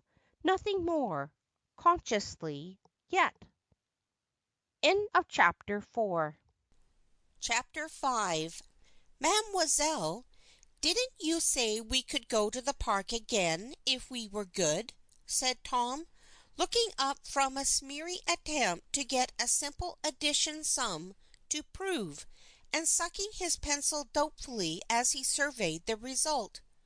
Don't want to go to the park. Want to go to the shops and spend my shilling, exclaimed Floss, dropping a prodigious blot upon his copy of capital B's, and instantly smearing it over the page with his arm. Shall go to the park. I shall. Wants to see the ducks, poor things, and the nice man, cried Maggie, as usual completing the trio, and screwing up her face over the mysteries of A, B, A, B. Can't we go, mademoiselle? Demanded Tom. Go where? Asked Alexia. She had been leaning against the window frame, staring out blankly. Her face was paler than usual, the lines of the mouth more rigid, her hair even more coldly absent and abstracted. Her pupils had spoken to her half a dozen times, and she had not heard them, would not have heard them now, had Tom not tugged impatiently at her gown. Why, to the park, as we did last week. Can we go? I don't know. We will see. Get on with your lessons now. What is that? Come in. A tap had sounded at the door, which was now opened, and the doctor entered. The children scrambled down from their seats and ran to him. Miss Butchefen, turning from the window, arched her straight brows with an expression of questioning surprise. For Dr. Bretnell to appear in the schoolroom at that hour in the morning was an unprecedented event. Good morning, mademoiselle. He took the cold, carelessly yielded hand into his own for a moment. Don't let me disturb you. I simply came to express my hope that you are not alarmed last night. Alarmed? Echoed Alexia. Then you did not hear it? With a look of mingled relief and astonishment. Well, I am glad of it. But you must sleep very soundly. You were the only person in the house who was not aroused. I sleep very soundly. She looked at him keenly, noting that his face was drawn and that his eyes were dull, showing that he had not slept. I did not know there was anything wrong. Not here, I hope? No, not here exactly, but it is a most horrible thing. He drew a pace nearer to her, dropping his voice so that the sharp little ears that were all eagerly listening should not catch the words. A most horrible thing. A murder, mademoiselle. A murder? Repeated Alexia. Nothing less, and not 100 yards away from this door. Miss Butchefen had leaned back, almost fallen, against the window frame. She was so pale that he said hastily, I beg your pardon. I spoke too abruptly. I have frightened you. No, no, I am not frightened. Go on, pray. How was it? Who was it? As to who it was, a man. As to how it was, he was stabbed to the heart, answered the doctor shortly. And he was found dead and brought here?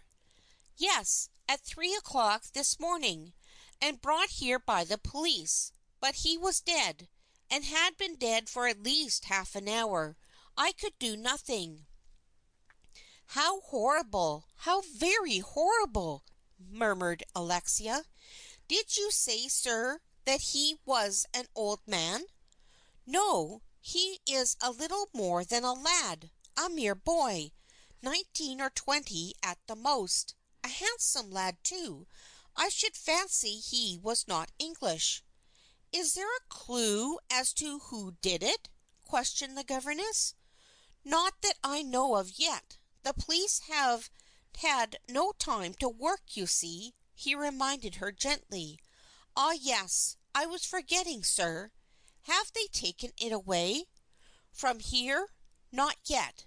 It must be removed to the mortuary to await the inquest, of course. He hesitated, and then added, in a voice which, in spite of all his efforts, was almost tender, you are not afraid of its being here, are you? Afraid? A smile as curious as fleeting parted the beautiful lips of Alexia Butchafin. No, I am not afraid. I asked because... Sir, may I see it? See it? George Brutnell was so startled and shocked that he doubted if he heard aright. Surely, mademoiselle, you do not mean what you say? Yes, if I may. She spoke quite steadily and coldly. I should like to see him, this poor murdered boy, if I may. I have never seen death, and I should like to know how it looks to be stabbed to the heart. Surely a strange, uncanny fancy in this lovely young creature. There was something morbid about it, which the doctor did not like. It almost repelled him until he recollected how nearly this fate had been hers. He did not like assenting, but already he was so weak with regard to her that he could refuse her nothing. So he said reluctantly, "Come now, then, if you wish." Quite quietly, only bending her head by way of reply, she followed him out of the room and downstairs to an apartment on a level with the hall, where the murdered man had been carried. On the threshold he stopped, looking at her doubtfully. "Mademoiselle, are you sure of yourself? This is no sight for you." "Yes," she answered steadily. "Pray do not fear, sir. I shall not faint. Let me see." He stood aside and let her enter the darkened room. The blinds were drawn down. Cooling liquids had been sprinkled about. There was nothing to horrify, nothing to discuss. The rigid figure, covered with white drapery, lay stretched upon the table. Without faltering, Alexia advanced and removed with a steady hand the cloth at the upper end, looked at the dead face thus revealed. A boy's face, indeed, beautiful even in death, smooth-cheeked, the dark down on the delicate upper lip, hardly perceptible, the black hair clustering upon the white forehead almost like a child's. The governess looked at it long and steadily, and one hand went to her bosom as she raised her eyes to the doctor's. "Tell me, did he suffer much?" "No, impossible. Death must have been almost instantaneous. I doubt if he was able to cry out. Pray come away, mademoiselle. You will faint. I should not have let you see this." A voice in the hall called the doctor. He was wanted, had been sent for in haste. Someone was dying. He went quickly to the door to reply. Alexia Butchafin bent down. Her hand gently swept the hair from the dead boy's forehead, and for a moment her lips rested upon it. "Poor boy," she murmured. "You were too young, too weak. It was cruel. I did my best to save you, but I could not."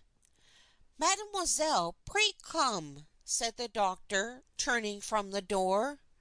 I am coming, sir, replied the governess, and with that she gently replaced the sheet, and followed him quietly from the room.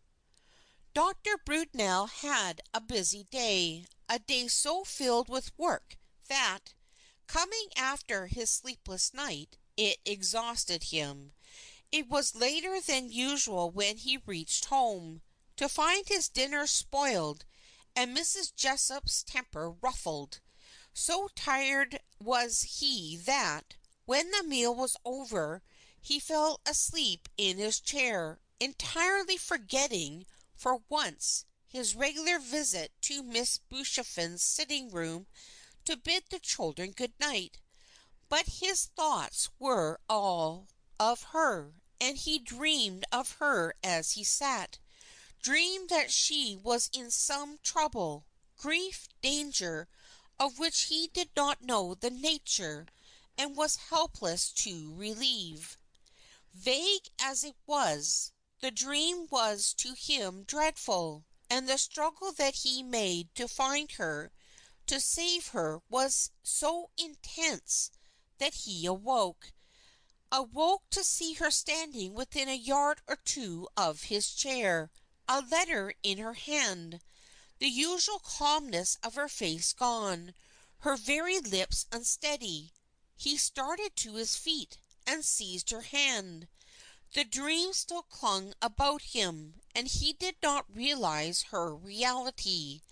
Then he exclaimed, seeing the change in her, "Mademoiselle, what is it? What is the matter? You are in trouble." "Yes," she said faintly. She was trembling, and he gently induced her to sit in the chair from which he had risen. "Pray pardon me, sir," she said, "but I am troubled. I do not know what to do, and—" she faltered, glancing at him. "It seemed natural to come to you." Sensible, practical George Brudenell was far from sensible and practical when in the presence of those glorious eyes, which looked at him beseechingly. He did not know it, but he had entirely bidden adieu to common sense when Alexia Beauchefin was concerned. He said gently, "What is the matter? Tell me. Am I to read this?" "If you will."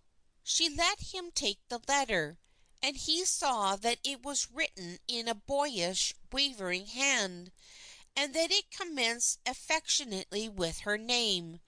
It was short, for the signature, to which his eyes turned instinctively, was upon the same page, and was, "Your brother, Gustave Beauchefin." The doctor repeated it aloud. "Your brother, mademoiselle? You have heard me speak of my brother, sir?" "Certainly, yes. But I thought he was in Paris." "I thought so too. He was there 3 months ago, when I last heard from him. But the post he held was poor, miserable. He hated it, and he was threatening then to leave it and come to England, as I had won. He did so a month ago, and has found that the bad could be worse, for he writes that he is penniless, sir, and starving." "And he writes to you for help, poor child?" exclaimed the doctor pityingly. "Yes, but sir, he is so young, a boy. He is 2 years younger than I am, only 19," Alexia urged deprecatingly. "And whom should he ask? Poor Gustave, we have no other kin who care for us." "Where is your brother?" inquired the doctor. "Close here, in London, but I forget the address." She pointed to the letter, which he still held. "Sir, if you read you will understand better far than I can explain." Dr. Brudnell read the letter. Just such a letter as a foolish, impulsive, reckless boy may write, and certainly describing a condition that was desperate enough. The doctor returned it, and asked doubtfully, "Mademoiselle, what do you wish me to do? You wish to help him?" "Ah, sir, yes!" she cried eagerly, and then stopped, faltering. "But I have no money," she said, her head drooping. The doctor walked to the end of the room, came back and stood beside her. "My poor child, I understand you, but it must not be. Why should the little you earn go to your brother? At the best it would help him only for a very little time, for I see that he says he has no present prospect of employment. In a week or two he would be in his present state again. Something else must be done." "Ah, sir, it is easy, so easy to speak," said the governess bitterly. "What else can be done? Who is there that will help him, poor Gustave? He is even poorer, more helpless than I, for in all this England he has not even one friend." It needed only these words and the glance that accompanied them to turn the doubtful notion that was in the doctor's mind into a resolve. But he had a sufficient sense of his own imprudence even now to hesitate a little before speaking again. "Mademoiselle," he said gently, "I know that a lad such as your brother must be often placed at a great disadvantage in his endeavors to get on if, as you say, he is alone and friendless. Being a foreigner increases the difficulty, no doubt. You must let me see if I cannot remedy it." "You will help him?" cried Alexia, eagerly. She rose, her face flushing, her eyes sparkling. It was the first time he had seen them shine so, the first time that a crimson flush had dispelled that curious ivory pallor. Her beauty dazzled him. He thought her grateful for the help offered to a brother whom she loved. In her heart, with perfect coolness, she was thinking him a fool, and triumphing in the victory which she foresaw that she would win through his folly. It was her first full knowledge of her power over him. "Tell me what I must do," she exclaimed. "Write to your brother and tell him to come here," returned the doctor. He spoke quickly, refusing to doubt or falter. "I have no doubt I shall be able to help him to a fitting situation before long. Until then he must remain here. You will have at least the satisfaction of knowing that he is safe then. You do not object to the suggestion?" he added with sudden humility, afraid that he might have spoken too coolly, too imperatively. With a sudden movement she seized his hand and pressed it. "Object? I? Ah, sir, how can I, when you are so good, so more than kind?" She stopped, faltering. "My poor Gustave will thank you.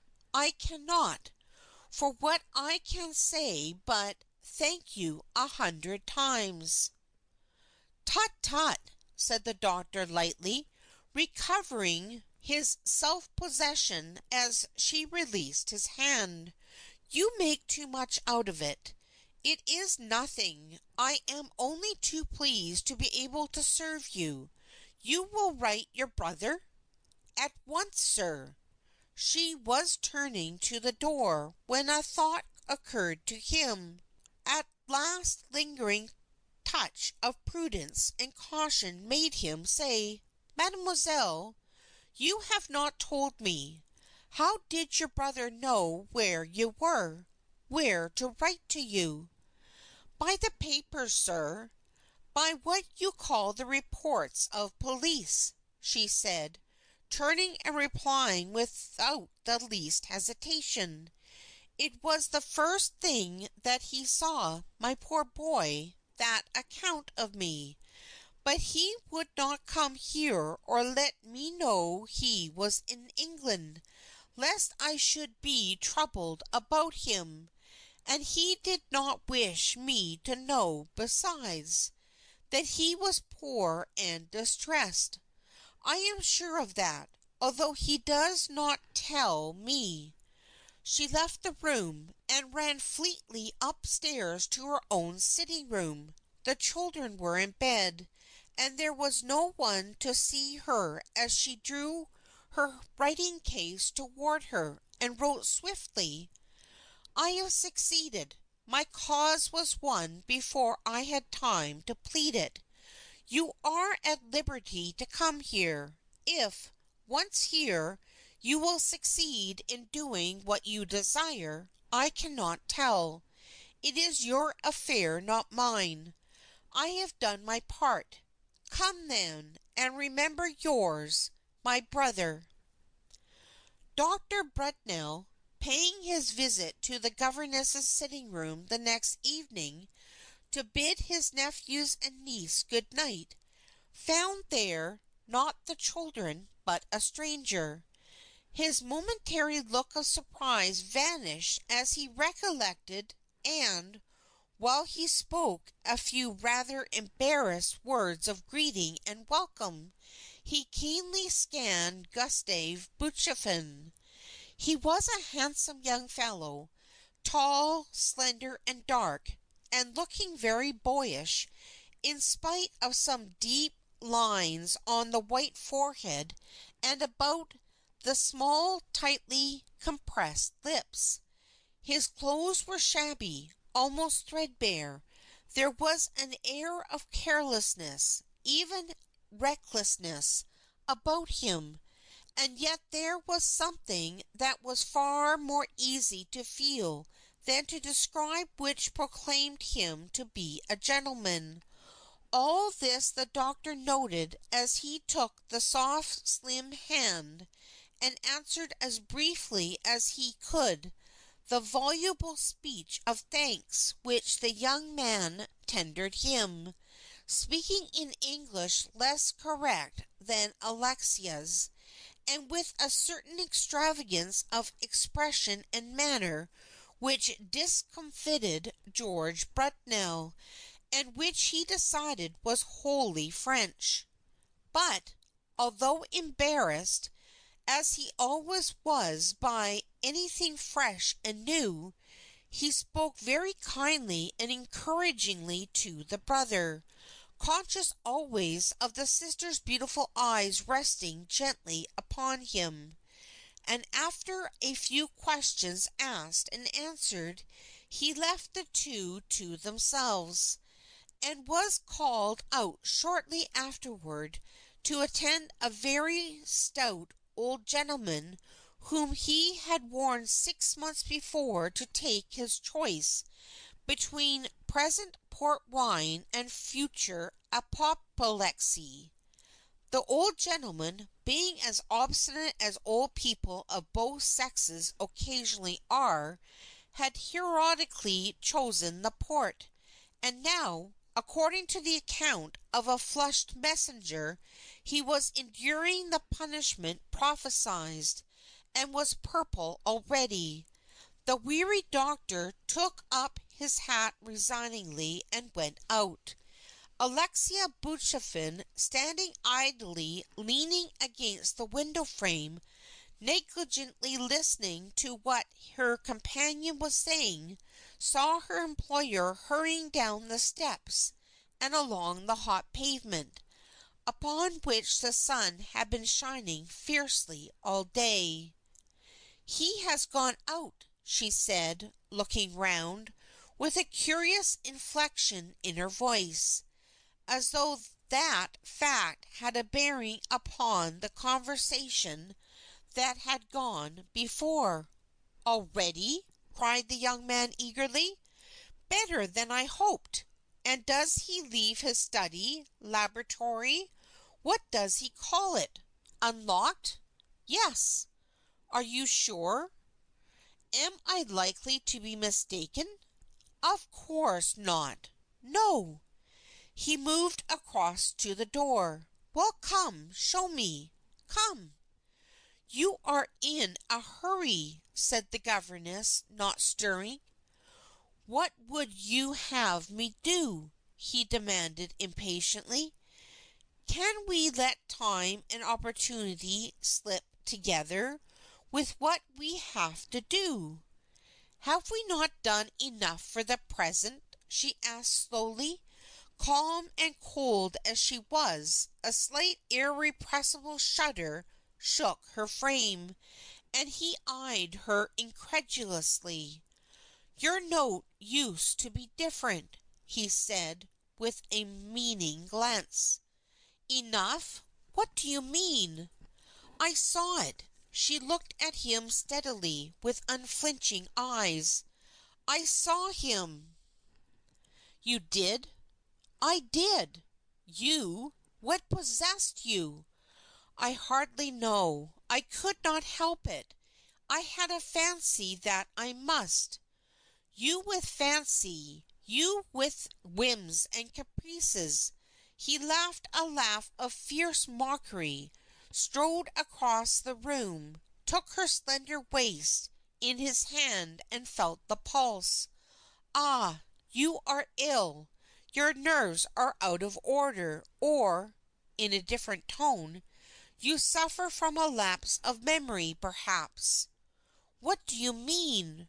wresting herself free, and drawing her level brows together in a sudden threatening frown. He went on as though he had not heard her. "I hoped that your one relapse would be your last, and pleaded for you, thinking so. It was no easy matter to win you, even you, absolution." "Bah!" she retorted scoffingly.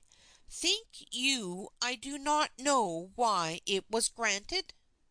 I am valuable, am I not?" "You were." "Were!" she cried. "Am I less now because, looking at that dead boy, I for once remembered that I was a woman? You doubt me. Who are you to dare do it?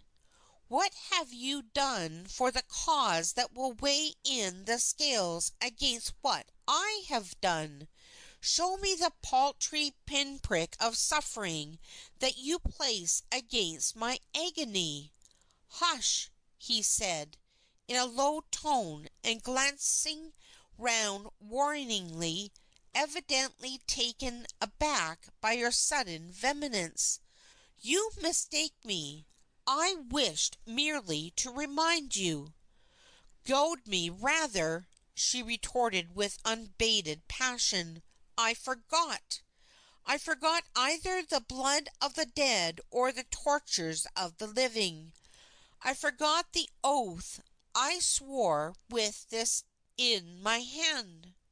Her fingers had been restlessly plucking at the bosom of her gown, and now she held out upon her open hand the tiny roll of red marked paper. She looked at it for a few moments with dilating eyes, while the color died out of her face and left it impassive marble again. Then she slowly restored the little roll to her breast and turned to the door. "Come," she said, "I will show you." Chapter 6.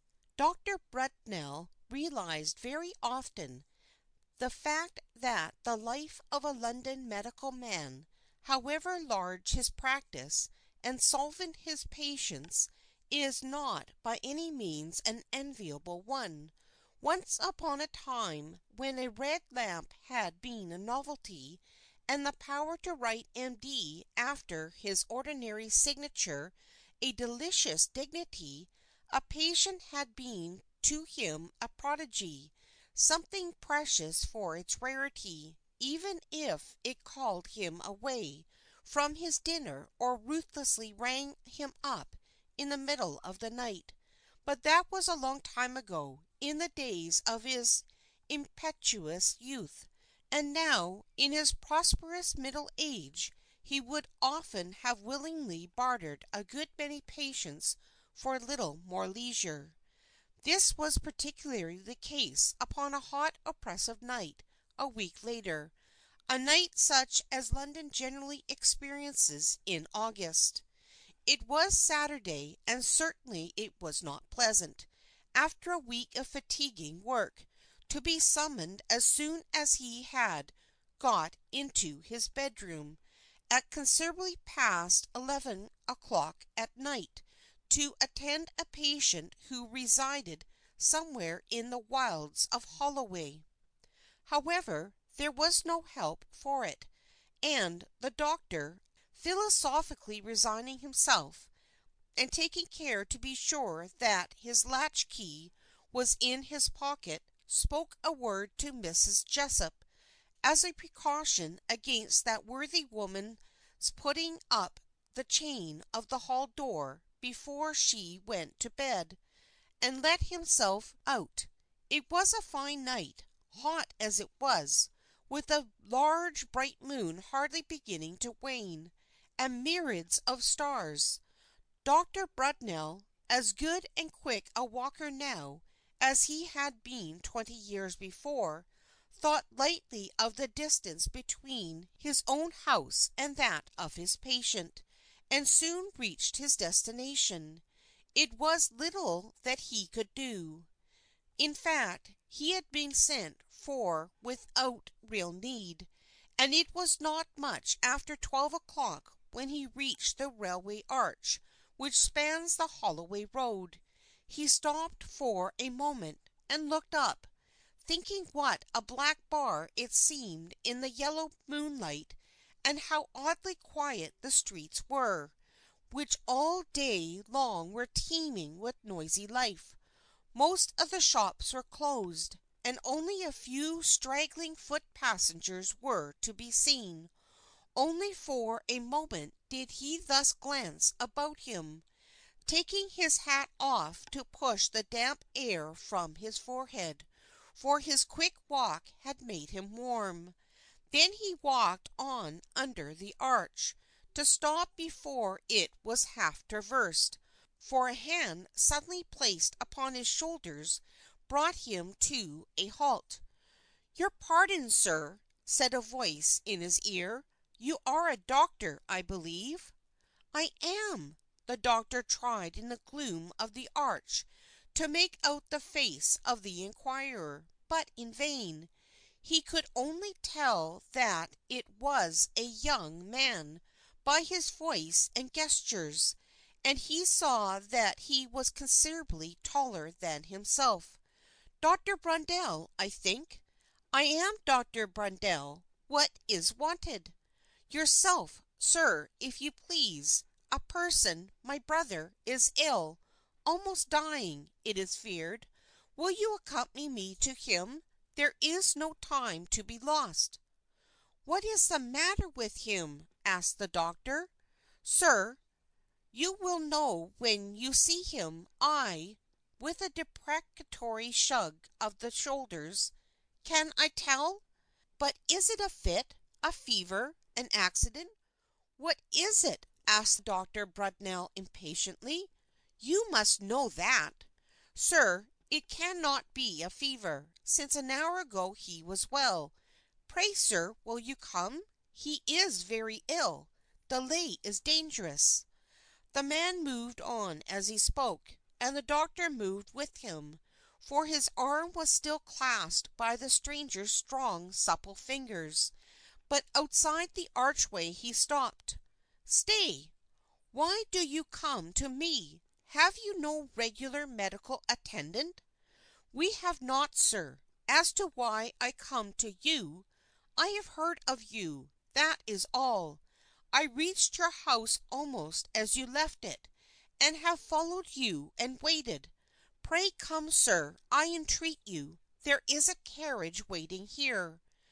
A carriage was standing just outside the arch, an ordinary looking close carriage, drawn by a light-colored horse, and driven by a coachman who was singularly muffled up, considering the heat of the night. The doctor mechanically noticed that there were no lamps to the carriage, as, in obedience to the eager pressure of his companion's hand, he got in. The other followed, shutting the door smartly behind him, and the vehicle started instantly. Dr. Brutnell, leaning back in his corner, looked curiously, as well as the dimness of the carriage would let him, with the keen eyes of a man accustomed to weigh and observe, at his companion, who, with his hands in his pockets and his hat pulled down over his brows, appeared to be half asleep. He was a very handsome man, that was certain, face dark and clear-cut, complexion swarthy, figure at once lithe and muscular, and some years under 30. There was a turn of the throat, a trick of movement, when he presently changed his position restlessly, that perplexed the watcher. The doctor fancied that he must have seen this man before, but he could not remember where. "Is it far?" he asked suddenly. It must be, he thought. They had been in the carriage at least a quarter of an hour. The horse had been going at a swift trot, and now there was no sign of slackening speed. The young man started, and opened his eyes. "It is not now, sir. We shall soon be there. In time, I hope."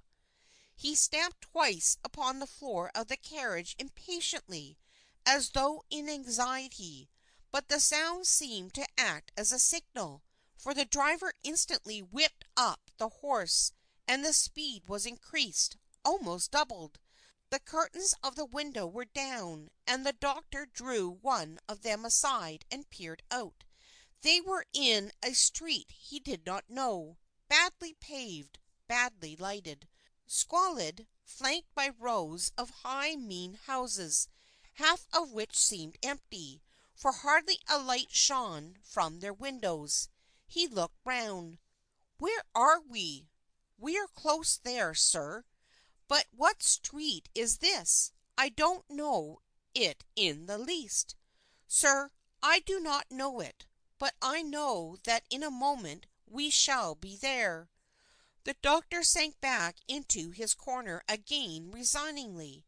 He was fatigued, sleepy, put out. Just then he most heartily wished that this young man had found some one else to attend to the wants of his brother. He must be crazy, to have gone all that distance after a doctor, and then to follow and accost one in the street. It was as queer a thing in its way as his 20 years in the profession had brought to his knowledge. Thinking over this his eyelids drooped.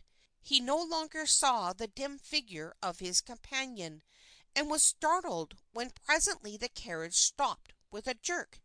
In a moment the young man had opened the door, sprung out, and was saying, "We are here. A light, sir, if you please." Dr. Brutnell, confused and sleepy still, did so, looking about him. He was in a narrow paved court, entirely unlighted, closed in at the lower end by what seemed to be a huge deserted stack of warehouses, and fenced upon the farther side by the blank walls and regular rows of narrow windows of what had evidently been a manufactory. But the windows were broken. A door hung swinging upon its hinges. It was evident that this place was unused and deserted too. Upon the side where he stood were a couple of old houses, bare and desolate, with broken windows, broken railings, dark, silent, the most dismal houses the doctor had ever seen. At the door of the first of these, where a faint light was visible in one of the lower windows as the carriage stopped, the young man tapped cautiously with his hand 3 times. In another moment the door was softly opened, the figure of the opener being lost in the gloom within. On the broken doorstep the doctor hesitated. He was not a timid man, but this all seemed very strange. However, he obeyed the pressure of the hand laid upon his arm, and entered. Glancing behind him as he did so, he saw that the carriage had disappeared. The door was gently closed, and he stood in absolute darkness, hesitating, wondering. He fancied he heard cautious feet stealing across the bare floor of the hall, but not another sound broke the oppressive brooding silence of the close, musty-smelling old house.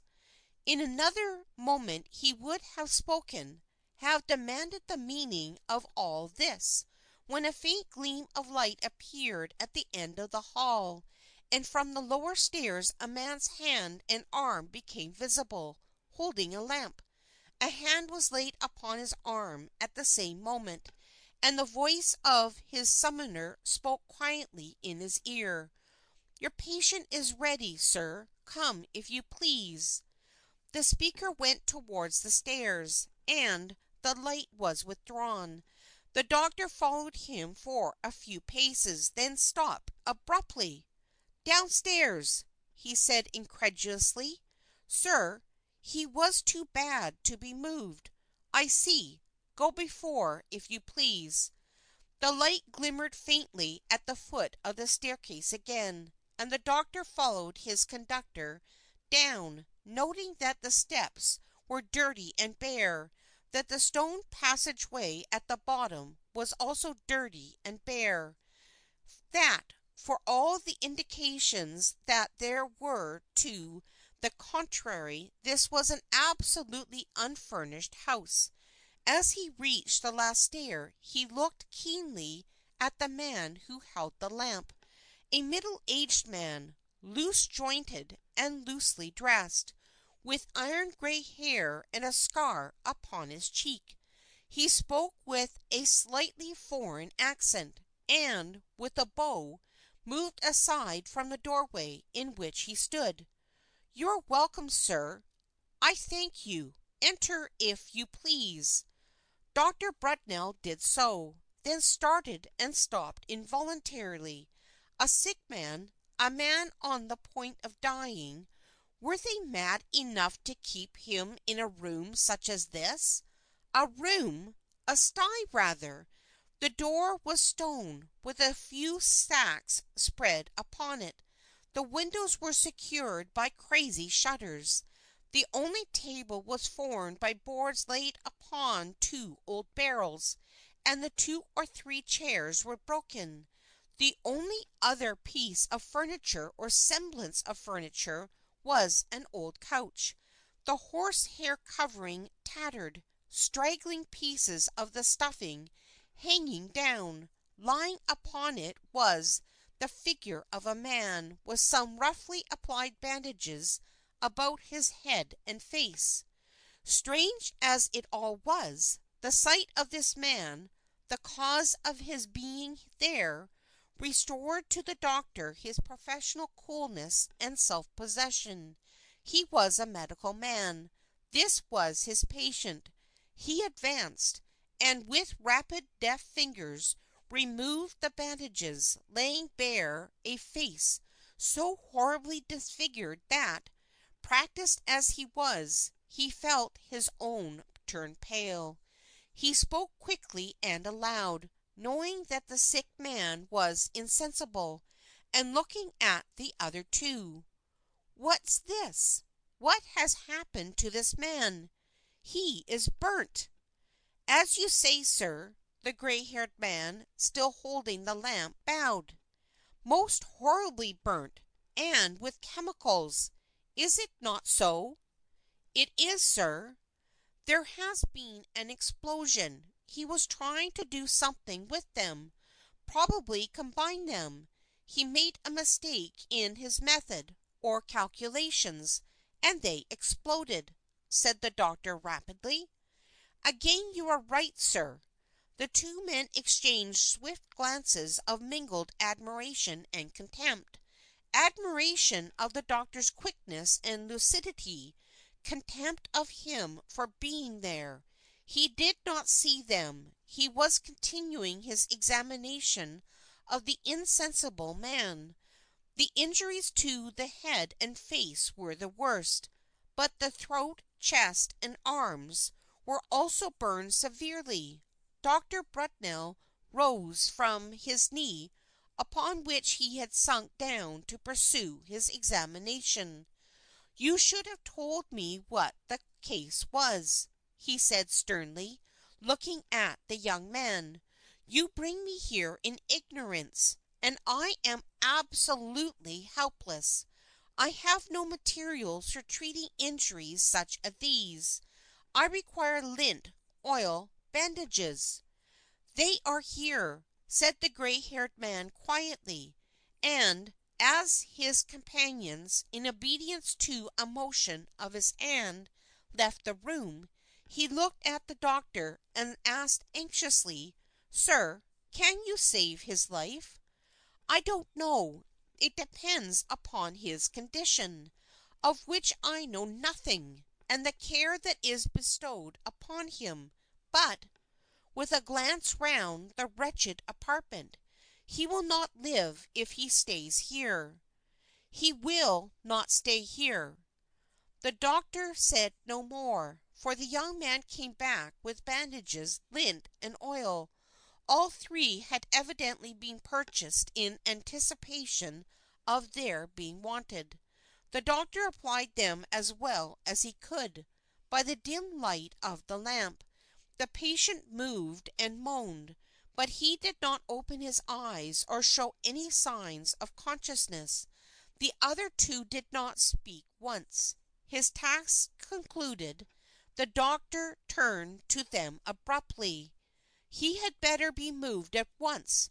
He cannot pass the night here. Indeed, he should have been got upstairs at first. If there is any assistance that you can call it would be as well. He is utterly helpless. He must be carried." "Good!" said the elder man quietly, and with the suspicion of a mocking smile at the corners of his mouth. "Explain, sir, if you please. Carried where?" "Upstairs, of course." "Upstairs?" Both men laughed, but only the elder echoed the word. "Impossible, sir," he said coolly. "But I tell you he must be moved!" exclaimed the doctor impatiently. "You have risked his life already by your delay." "Reassure yourself, sir," said the other, in the same tone as before. "He shall be moved. I have said it." "Then where, if not upstairs?" "Out of the house." "Out of the house? In this condition? You must be out of your mind. It will kill him." Dr. Brunell was excited. He rebelled against this treatment of the patient. As his patient, as merely a man he would not have cared. Kill him? So be it. The speaker shrugged his shoulders, with a smile that expanded the scar on his cheek, and the doctor involuntarily moderated his tone. He instinctively recognized that he had spoken too bluntly, too hastily to this man, who looked impenetrable. "You must really understand," he urged, "the great risk of what you are about to do. This man's condition is dangerous now. The shock to the system may be so great that even with the best of care he will not recover. By doing what you propose, you seriously jeopardize what chance he has of life. When do you intend to move him?" "Sir, at once." "What now, in the middle of the night?" "Exactly, sir." "Preposterous!" the doctor cried excitedly. "It shall not be done." "Indeed! And who, sir, will prevent it?" "If necessary, I will." The man put down the lamp upon the boards that served as a table, put his hands to his sides, and laughed, not loudly or heartily, but with intense mocking enjoyment, as at something too grotesquely absurd for speech. Then suddenly, exerting a surprising amount of strength for an old man, he put two hands upon the shoulders of the slightly built doctor, and holding him so, stood looking down at him tauntingly, laughing still. "You will prevent! Monsieur the doctor, you are a hero. You are alone, you don't know where, with you don't know whom. It is 1 o'clock in the morning. No one in your household knows where to find you. And yet you will prevent! You stand in a house where your body might remain undiscovered for years, but still you defy, you threaten. By heaven, my noble physician, you are brave!" He loosened his hold and leaned against the improvised table, laughing still in the same suppressed manner, and glancing at the young man, who replied to this dreadful mirth with a sarcastic smile. George Brundell, almost staggering as the strong hands released him, was stupefied for the moment. He was no coward, but he suddenly realized the utter helplessness of his position. Where was he? He did not know. Who were these men, who met alone in this deserted house at midnight? He did not know. He was a weaker man than either, and how many more of them might there not be hidden within hearing distance now? If they chose to do him violence, to murder him, in short, he would be totally incapable of offering any adequate resistance. He was trapped, and he felt it. For the moment the knowledge appalled him, but he strove to regain both his wits and courage. "You have the advantage, sir," he said, addressing the elder man, "and you use your superiority of numbers as well. As for this man, you take the responsibility if you move him. It is none of mine. I have done what I can, and all I can. Show me to the door." "A moment, sir, if you please." The younger man looked at the elder with a glance of remonstrance, as though he thought his companion in his last speech and action had gone too far. "You are forgetting an important item, sir, your fee." "I want no fee, and will take none. Show me to the door, I say." He turned toward the doorway. By himself, he would have stumbled up the stairs down which he had been enticed, but the elder man seized him by the shoulder.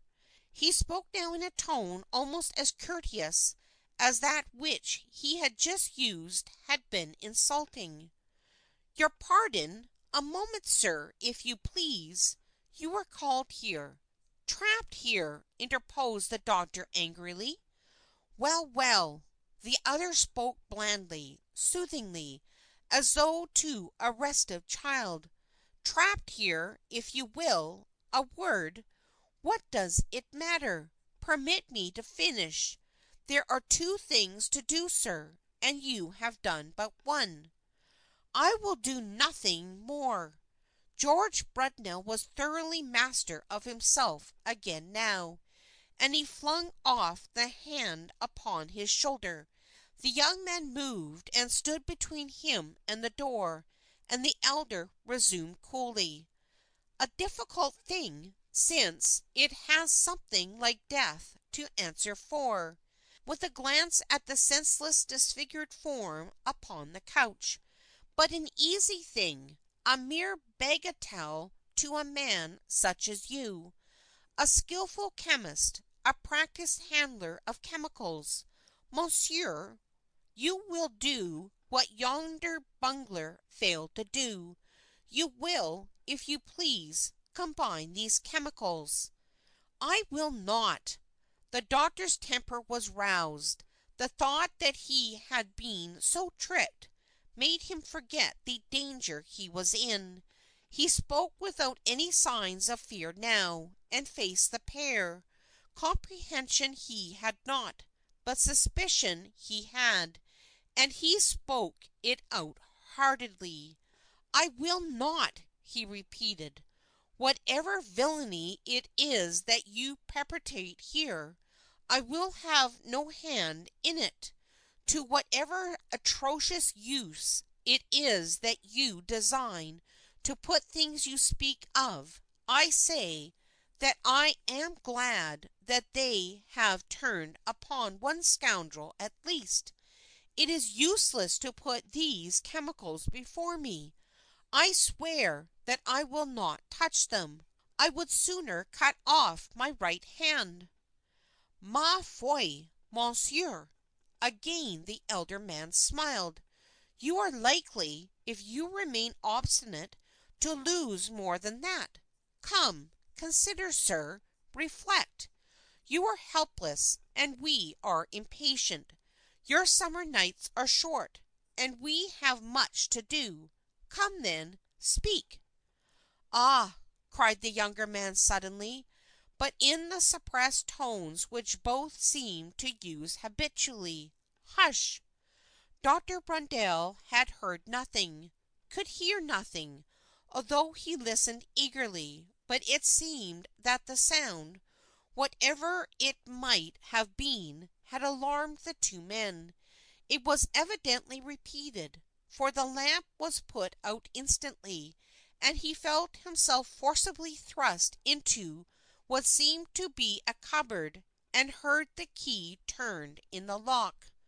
For a few moments George Brundell was dazed again, stupefied. He was so utterly amazed that he could hardly believe that it was not all a dream. Was this the latter half of the 19th century? Was he in the heart of London? Then suddenly he realized his position, tried to suppress his very breathing and the beating of his heart, for there was a sound of footsteps upon the creaking stairs. Someone else entered the room. There was the scratching of a match, and a pale thread of light crept under the door of his prison, showing that the lamp had been relighted. He listened intently, jealously, straining every nerve to hear and to understand. Voices whispered. He could distinguish the tones of the two men, but not their words. The muffled muttering was too low. Then there came a cry, followed by a rapid movement toward the door, which shut him from these strange whisperers. More, a hand was even laid upon the lock, and the key was partially turned.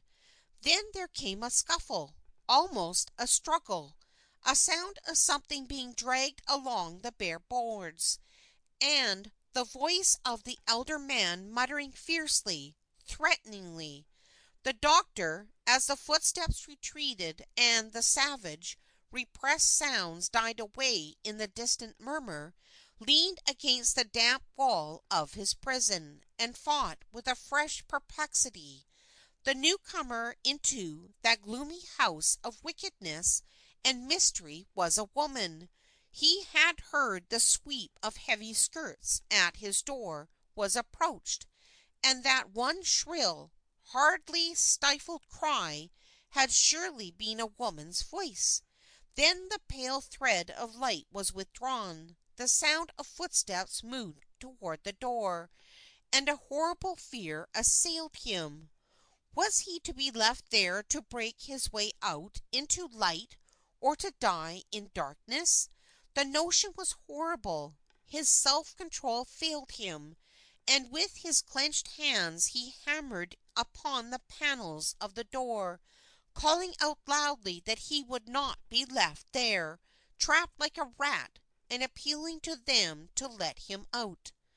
There was a pause, more hurried, unintelligible whispering. Then footsteps drew near the door, and outside a voice spoke, the elder man's. "Be silent, and no harm will be done you. Be patient, sir, and you shall be released." "When?" demanded the Dr. Brundell. "When we have done what we have to do. Until then, silence." Again the footsteps and the light withdrew, and the doctor was left in absolute silence and complete darkness, to fight as well as he could with the sense of utter helplessness, and the violent beating of his heart. The struggle lasted only for a short time, as he found out afterward, but in the passing it seemed an age. Then the pale gleam of light crept again beneath the door, and there came the sound of footsteps. The two men had returned. He could hear that they were raising a heavy body with painful difficulty, for there were low moans and one deep groan. They were moving the almost dying man. Another and longer interval of profound darkness, of brooding silence followed, until the footsteps again returned. The door was thrown open, and he stepped out, dazed by the light, feeble as it was. The lamp was held by the man with the scar on his cheek. The couch upon which the wounded man had lain was empty. A faint trace of light shone through the chinks of the crazy shutters. It was almost morning. "You are free, sir," said his captor calmly, and in a tone of perfect indifference, cutting short the useless words of wrath and indignation which fell from the doctor's lips. "Go and hasten, if you please. The night is nearly over. The carriage in which you came waits." "I shall not use it. I will go alone, and on foot." He stepped toward the door, anxious just then for nothing except to get free of the detested house, but, as before, the man's hand was brought down upon his shoulder. "You pardon, sir. You will go as you came, and with the same companion. You need not fear. No harm of any kind will be done you. I have pledged my word that you shall depart as you came, and I will keep it. Good. Depart then, if you please." Realizing the utter futility of lingering or speaking, Dr. Brunel was prudent. He obeyed with remonstrance or delay. He mounted the stairs, crossed the bare hall, and left the house. In a moment his arm was seized by the younger man. He was hustled into the carriage which had brought him, and driven off at a pace so swift that he had the sense at once to abandon the design of leaping out which he had hastily formed. But that would have been impossible had the vehicle moved slowly, for the eyes of his companion were keenly on the alert, as he could not fail to see.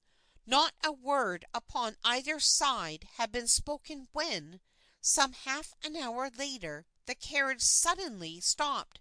He was thrust out as strongly and roughly as he had been hustled in, and, as he stood, dazed by the events of this extraordinary night, and the rush of fresh, sweet air, the coachman drove rapidly away.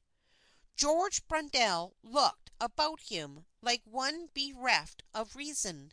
He had no idea of the route by which he had been driven, and it was only after looking for some time at the houses about him that he discovered where he was, for he felt as perplexed and confused as though he had been voyaging through the air in a balloon. Slowly he recognized his surroundings. He was close upon the confines of Victoria Park. Not a sound broke the silence. Not a form was visible. The dawn was brightening rosily in the east. He drew out his watch. It was just 3 o'clock on Sunday morning. End of chapter 6. Chapter 7. It was not to be wondered at that Dr. Brudnell, coming down to breakfast at the usual time, some 5 hours later, should have looked what Mrs. Jessup called as pale as the very tablecloth itself, or that he should have but little desire either for the meal or his Sunday paper. The very children, coming in by and by to bid him good morning before going to church, loudly expressed their astonishment in a shrill trio as to Uncle George's funny looks, and rather rebelled at the unusually curt greeting and dismissal which he gave them. Even the governess's eyes opened a little wider as she looked at him, but she gave him her hand with her usual shadowy smile and expressed no interest or surprise. Not that she would have learned anything had she been as concerned as she was indifferent, for George Brudnell, reflecting upon and recalling his adventure of the night before, fully realizing his own position, had come to the conclusion to dismiss and forget it if he could, and to speak of it to no one. The doctor was a shrewd man, and understanding his fellow men in their mental as well as their physical natures, knew very well that such a story, if it were not entirely discredited, would be at any rate doubted and cavilled at. The general opinion would be that there was some truth in it, but not much.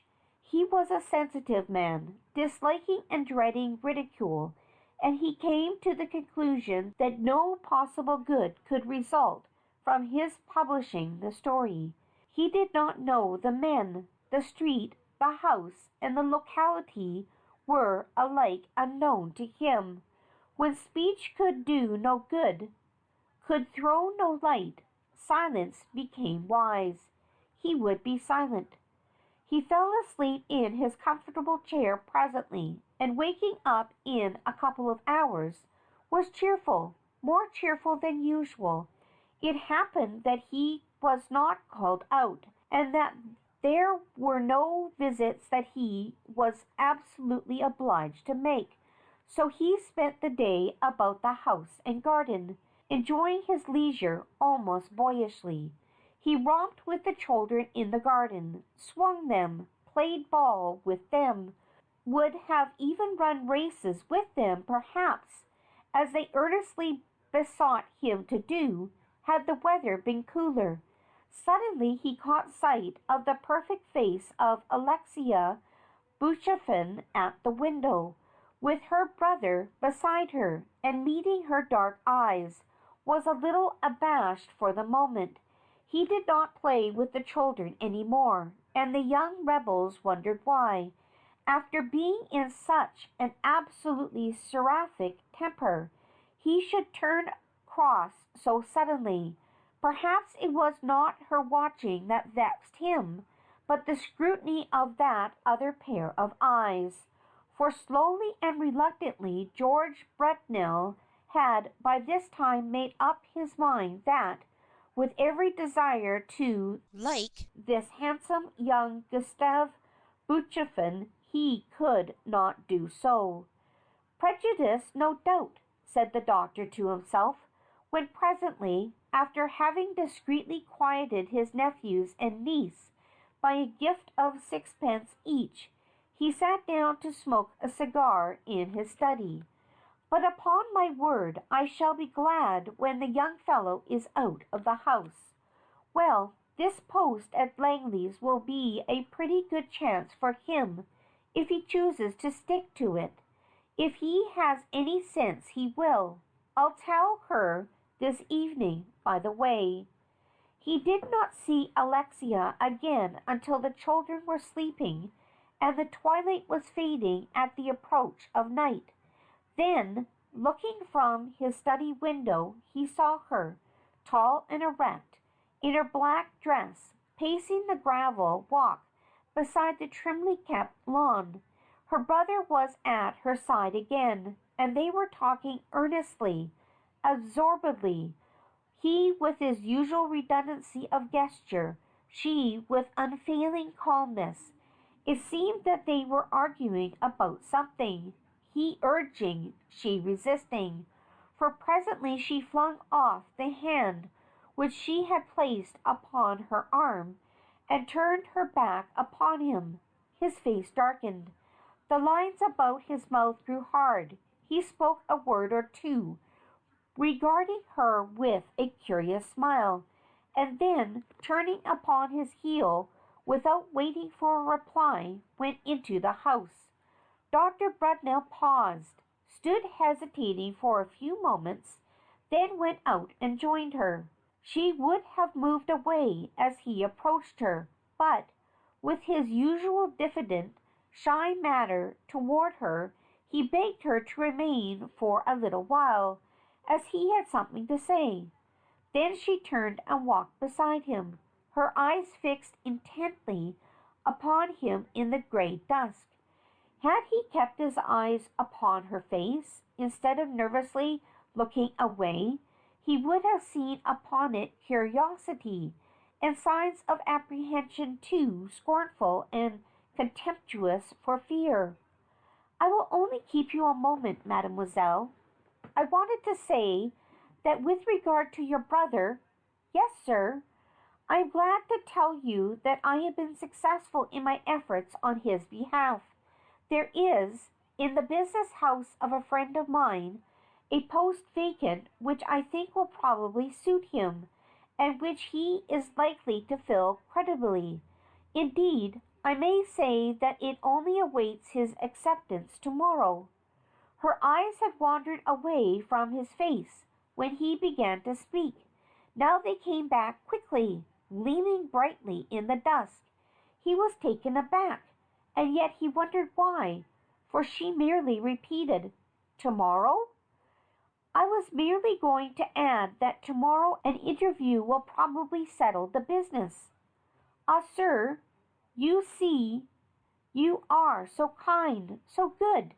How can I thank you? What can I say? George Brudnell, listening, looking, lost his head. He had meant to tell her what he had to tell quietly and coolly, make light of the thanks which only embarrassed him, and so go back soberly to his book and cigar again. But he met her eyes, heard her voice, and the resolve was gone. He never knew what it was that he said to Alexia Buchefin, in what words he clothed his passion, in what phrases he pleaded. He only knew that she listened for a moment impassively, that the next time the cold blankness of her face was gone, that it was replaced by a look of scorn, incredulity, pity, contempt. He did not know what, that an instant later she had wrenched away the hand he had taken, had burst into a laugh that rang out shrilly in the gloom, and that he was standing alone, bewildered, thinking that her laugh had sounded like an echo of the laugh that he had heard last night in that mysterious house, the laugh of the gray-haired man with the scar upon his cheek. Alexia Buchefin, moving with a rapidity unlike her usual slow, graceful motion, had rushed into the house and up to her sitting room. Her brother was there, evidently waiting for her, but he was not waiting for anything like this. She looked at him for a moment, then drew herself into a chair and shrieked with hysterical laughter. Gustave Buchefin was cautious. He hurried to the door, shut and locked it, returned and grasped her arm firmly. What is this? Control yourself. Consider. Her wild laughter was already dying away. It was evident that she had to exercise rigid self control to prevent it from turning to still wilder sobbing. She sat for a few moments with her hands pressed over her eyes, her breast heaving convulsively. When she looked at him, rising as she did so, her eyes dilated and gleamed. This night, she said, this night of all others to choose. To choose for what? To make love to me. Think of it. Bah! What did I tell you but just now? He returned sullenly, releasing her arm. You laughed, fool as he was, tool as you had made him. He was not fool enough for that. You said, eh, was he not? I knew how it would be. Did I not tell you so before I even entered this house? Looking at her, he laughed grimly. What a fool! An idiot! Bah! She retorted with a bitter smile. What think you? Does he know? I could laugh at myself, for I am almost sorry. For him? Why not? He is a good man in his way, and he has been kind. Don't look at me like that, she cried with sudden passion, a swift rush of blood tinting the pallor of her cheeks. What do you think he is to me, this man, but the tool I have made him? He has not harmed me. He represents nothing that has harmed me. I would not hurt him as I would not hurt a child. Ah, that is all? He looked at her keenly. Good. And yet, last night. Well, she said defiantly, last night I saved him. What then? He could do us no harm. He had done us good, and our use for him was nearly over. I may say now that it is over, unless we fail. Fail, she echoed contemptuously. What did you say to him? He asked after a moment's pause. Nothing. What should I say? I rushed away. What does it matter? I shall not see him again. True. He glanced at the clock. 8, he said, turning toward the door, as though to close the conversation by leaving the room. You will not forget the time? I shall not. And, he added warmingly, you will not blench this time? She did not hear him. She had drawn from her breast the tiny roll of red marked paper, and holding it upon the palm of her hand, was looking at it with a curiously intent and bitter smile. Good, said Gustave Buchefin with satisfaction, and he went out and left her. End of chapter 7. Chapter 8 and last. George Brutnell, having passed a restless and troubled evening, passed also a restless and dream-haunted night, coming down to breakfast the next morning jaded and out of sorts. He could not for a moment dismiss from his memory that interview in the garden last night, or explain to himself the meaning of Alexia Buchefin's extraordinary conduct. What was he to understand from it? Had her behavior been prompted by astonishment, indecision, or annoyance? He did not know, and he could make nothing of it. The doctor ate no breakfast, but came to the conclusion that he must see her again, and that as soon as possible. His earnestness and anxiety conquered his diffidence. He rang the bell for Mrs. Jessup, and asked if Mademoiselle were downstairs yet. He wished to see her. Mrs. Jessup, looking curiously at her master, went and returned. No, mademoiselle was not down yet. She had complained last night of headache. Was it anything very particular, and should she be called? Not on any account. The doctor picked up the paper that he had forgotten to read and went to his consulting room. It was empty, for it was not yet his usual hour for receiving patients. To fill up the time and to escape from his own thoughts, he opened the paper. The first thing that caught his eye and changed his indifference to involuntary interest was the announcement, in the most sensational terms, of two supposed dynamite outrages which had taken place on the previous night, resulting in the partial wreck of one house and the almost total destruction of another, together with the death of the Russian police agent who lived in it. It was just at this time that some such paragraph formed the chief sensational tidbit of almost every newspaper, and outraged public opinion was ready to run wild upon the subject. The doctor, excited, horrified, interested, read the account. The two explosions had taken place almost simultaneously, and had evidently been caused by the same kind of infernal machine, whether containing dynamite or some other explosive was not quite certain. As for the police agent who had been killed, it was known that he had been threatened by some secret society supposed to have lurking places in various parts of London, he having a year or two before been mainly instrumental in the breaking up of a nihilist society in Russia, and in bringing to the scaffold its chief and most active member, a young Russian of noble birth. The second explosion, which had done less damage, and was happily unattended by any serious results beyond the partial wrecking of the house, was at the private residence of a well-known English detective. The latest news was that there was a clue to the perpetrators of both outages.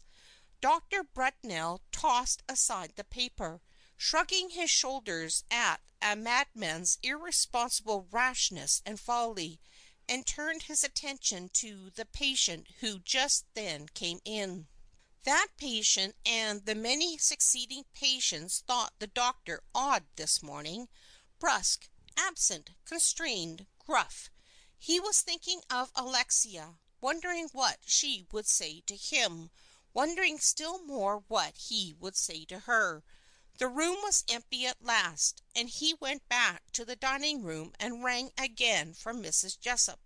He could not face the day's round of work without seeing her first. Mrs. Jessup was asked to inquire if mademoiselle could see him now. The housekeeper went and returned looking rather puzzled. Mademoiselle was not downstairs yet, although her breakfast was cold and the children were waiting to begin their lessons.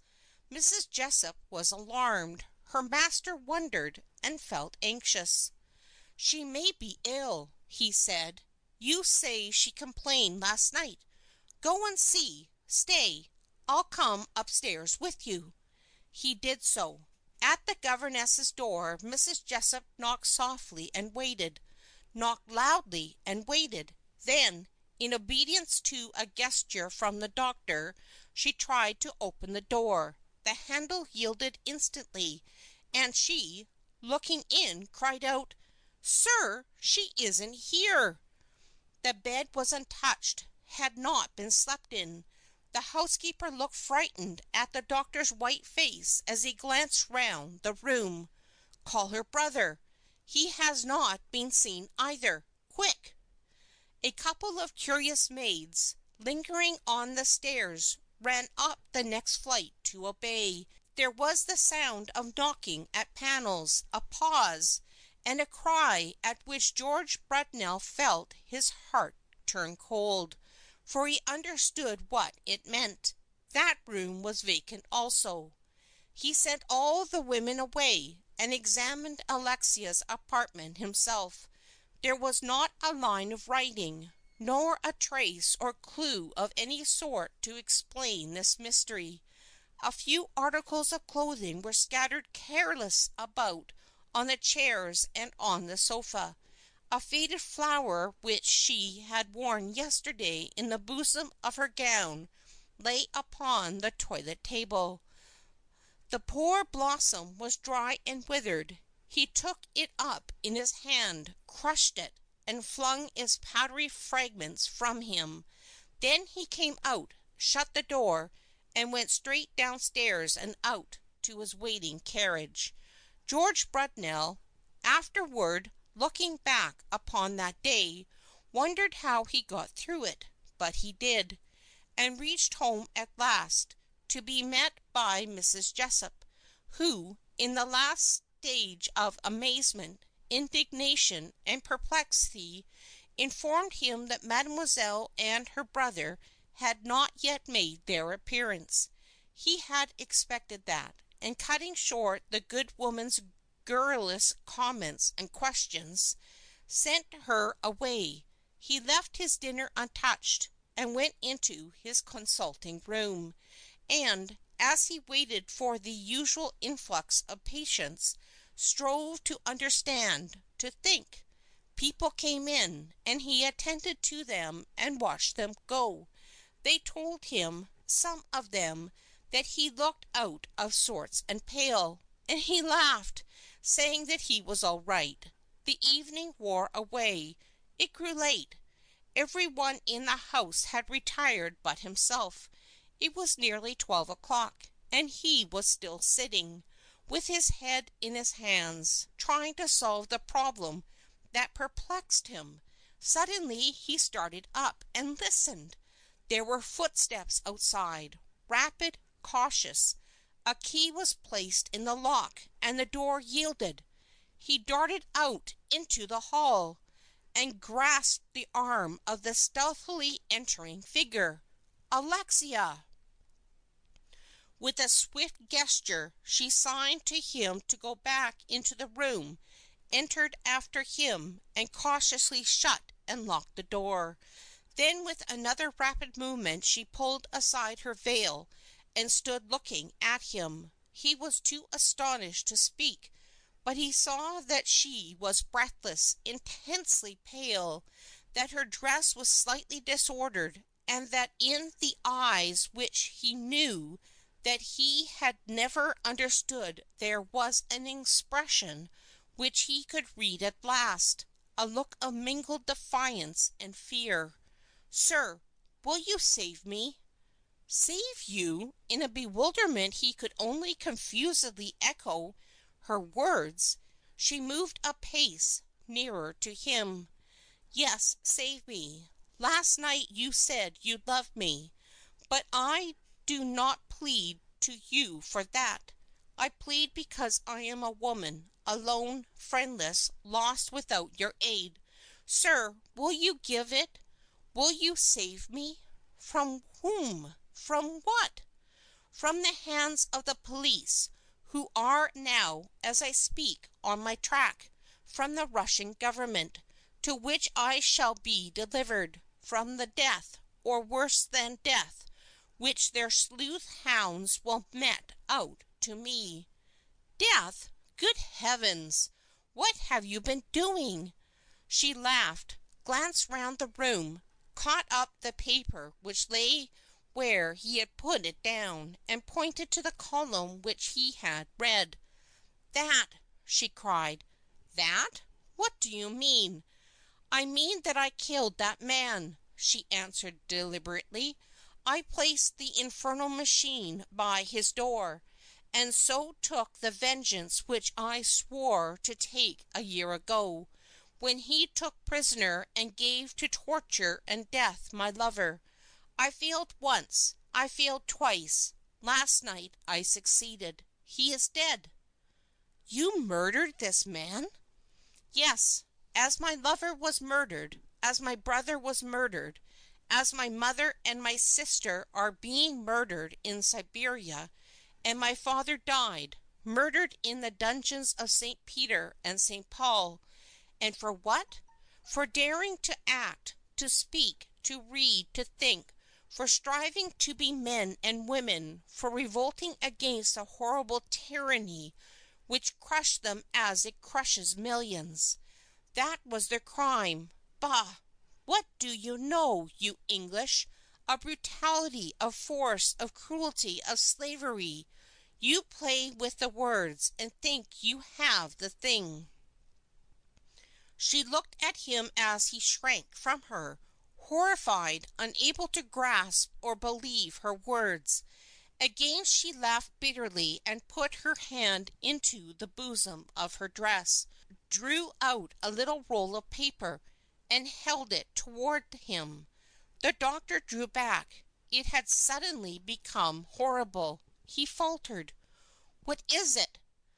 "The last lines of farewell which my lover contrived to have sent to me from his prison the day before they butchered him," she answered steadily. "He bade me farewell, and called upon me to avenge him. It was redder then than now, for even the blood of an innocent man fades with time, and he wrote this with his blood. With it in my hand, with the memory of his face when they dragged him away from me forever, always before me, I swore I would obey his last prayer. It is done. His murderer is dead." She spoke with an air of dreary triumph, a dreadful exultation that chilled her listener's blood. This was not the woman he had loved, upon whom he had poured out all his long-guarded stores of devotion and passion. This terrible, beautiful, avenging Medusa! His utter confusion and bewilderment were patent to her.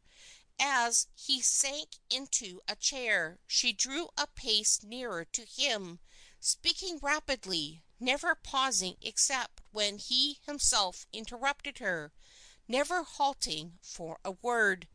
"Sir, listen! I am in your power, since without your aid I cannot escape. I should have been a prisoner now had I not thought of you, and had about me the key of your door. I thought you would save me. I think you will, for I have already saved you." "Me?" he exclaimed, wonderingly. "You!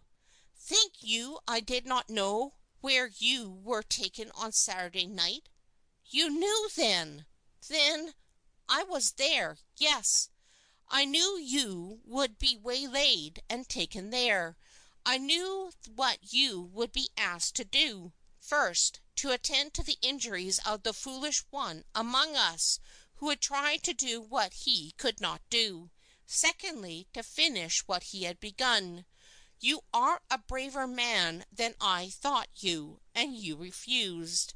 Without those chemicals we were helpless, for it is those that were used last night, in that deserted house, our meeting place at intervals for the past year. Your dead body might have lain undiscovered for months, would have lain undiscovered in all probability, for you were dealing with desperate men, and you defied them. I went there, as I have done twice before since I lived here, and I pleaded for you and saved you, but I could not have done it except for one thing. I took with me what they wanted. Gustave understands chemicals, and how to combine them. He came here, after I had lied to you about him, for all that story that I told you was one great lie, told because I knew something of my power over you, and that you would probably act as you did, hoping that he could here possess himself of the chemicals that were needed, and which we could not obtain without too great risk of discovery. You believed every word of the story with which I befooled you. He came here and obtained them easily." Her audacity, her frankness, were almost brutal. His bewilderment was subsiding, but he revolted more and more, understanding so little of the horrible tree of which such a woman as this was the poisoned and poisoning fruit. "Your brother?" he said, withdrawing from her a little farther. "How did he become possessed of them here?" "My brother!" she cried, laughing. "He is not my brother. His name is Buchefin no more than mine. My name! I have almost forgotten what it is. I have borne so many that are false. Were I to tell you it you would be no wiser. Where, you ask, did I get the chemicals? From your laboratory. We stole them. Look, examine, and you will find them missing." She stopped, turning with dilating eyes toward the window. As footsteps approached, they passed, and she turned back again, once more drawing a step nearer to him, fascinating him with the light of her brilliant, inflexible eyes. "Sir, listen again. You have been deceived, as I have shown, but you do not know how much. You recollect the day upon which you saw me first?" "Yes." "I told you that I had been robbed. It was a lie. The man that you saw attack me meant to murder me." "To murder you?" "Yes, sir. Once more, you don't know what they are, these secret societies, these hidden leagues molded by Russian oppression and tyranny, these cliques of which hate, vengeance, extermination are the watchwords. Knowing so well what treachery is, they are jealous of the faith of their members. Death punishes treachery, and I have been treacherous, and death was my sentence. The cause avenges itself. The appointed man accepted his appointed task. The man who threatened you that night, the old man, our chief, saved me."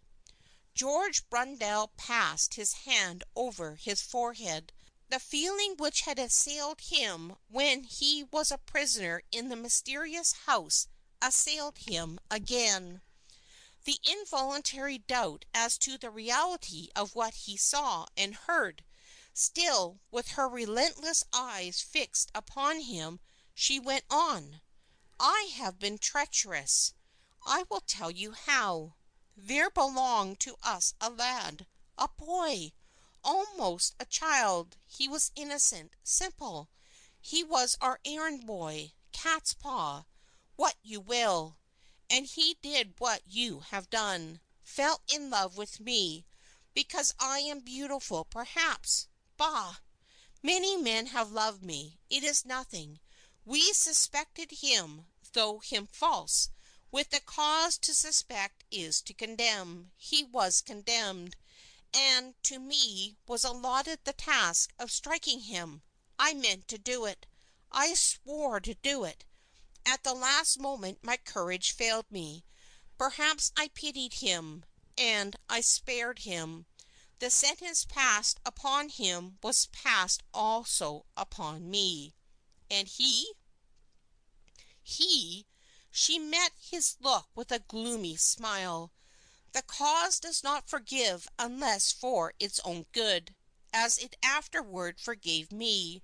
Our chief absolved me, for I was useful, so useful that my one act of treachery, my one moment of weakness was condoned. For him, what was he? An untrustworthy tool merely. Another hand struck the blow which I had been appointed to strike. He died as I nearly died." She stopped and smiled in the same gloomy way. "No suspicion struck you when his body lay there yonder, and I stood beside you, looking at his dead face?" "That boy!" cried George Brundell, horrified. "That boy!" she assented. There was a pause. during which the doctor rose and drew back from the tall, splendidly poised figure, as firm and as erect as he had ever seen it. He did not realize yet the blow that had fallen upon him, the blank in his life that would come later, but he felt as though he were struggling in a sea of horror, and was unable to disguise his shrinking from her, his avoidance of her, the woman to whom yesterday he had offered his love humbly, and whom he had besought to be his wife. He asked coldly, not looking at her, "What can I do?" "Sir, I have told you. Save me. We were seen last night. The clue was followed up, and we were surprised an hour ago in our most secret meeting place. 3 of us were taken. All would have been but for the darkness, and that we knew so well each winding of the place. Where the others are I do not know. Sir, help me. I am penniless. Your police, bloodhounds, are on my track. Every moment that I stay here makes the danger greater. Today I am a creature you hate, scorn, shrink from. But yesterday I was the woman you loved. Help me, then. I am young to die. I saved you. Answer, will you save me?" "I will help you," said George Brundell quietly. Time has effaced many things from Dr. Brunell's memory, but it can never blot out his mental picture of that night. The drive through the silent street to the distant railway station, from which a train could be taken to carry them to the sea. The waiting through the dragging hours until the tardy dawn broke. The fear, the stealth, the suspicion, the watching. The rapid flight through the early morning, that ended only when the blue water, so cruelly bright, untroubled and tranquil it looked, was audible and visible. Not a word had he spoken to his companion through the night, nor did either of them break silence until they stood upon the deck of a vessel which was to bear her to the new world which has rectified so many of the mistakes of the old. The deck was being cleared of those who were to return to the shore, when, for the last time, she turned her beautiful eyes upon his face. "Farewell, monsieur," she said quietly, and echoed, "Farewell, mademoiselle." Good Mrs. Jessup never discovered which patient it was to whom her master had been called in the dead of the night, and who had kept him away for the best part of 24 hours, and she never could understand what that foreign young woman, a person concerning whom she was for a long time exceedingly voluble and bitter, could possibly mean by running off in that scandalous way. But there were several other things that Mrs. Jessup did not understand. For instance, why the doctor for the next few weeks lost his appetite so completely, was so snappish and short, and seemed to care for nothing but the newspaper, and she was quite scandalized when he actually spent a whole day, as she, by dint of judiciously pumping Patrick, contrived to ascertain, in attending the trial of those horrid wretches of Dimitaards, where he heard the case, and heard the sentence of 5 years' penal servitude passed upon a gray-haired man with a scar upon his cheek. Laura has come home now, and the children are a great deal bigger and even more tiresome than ever. She thinks her brother is very stupid not to marry, and often roundly tells him so. But the doctor takes her suggestion very quietly. He is too old now, he says, and besides, as he reminds Laura, it was never in his line. End of chapter 8.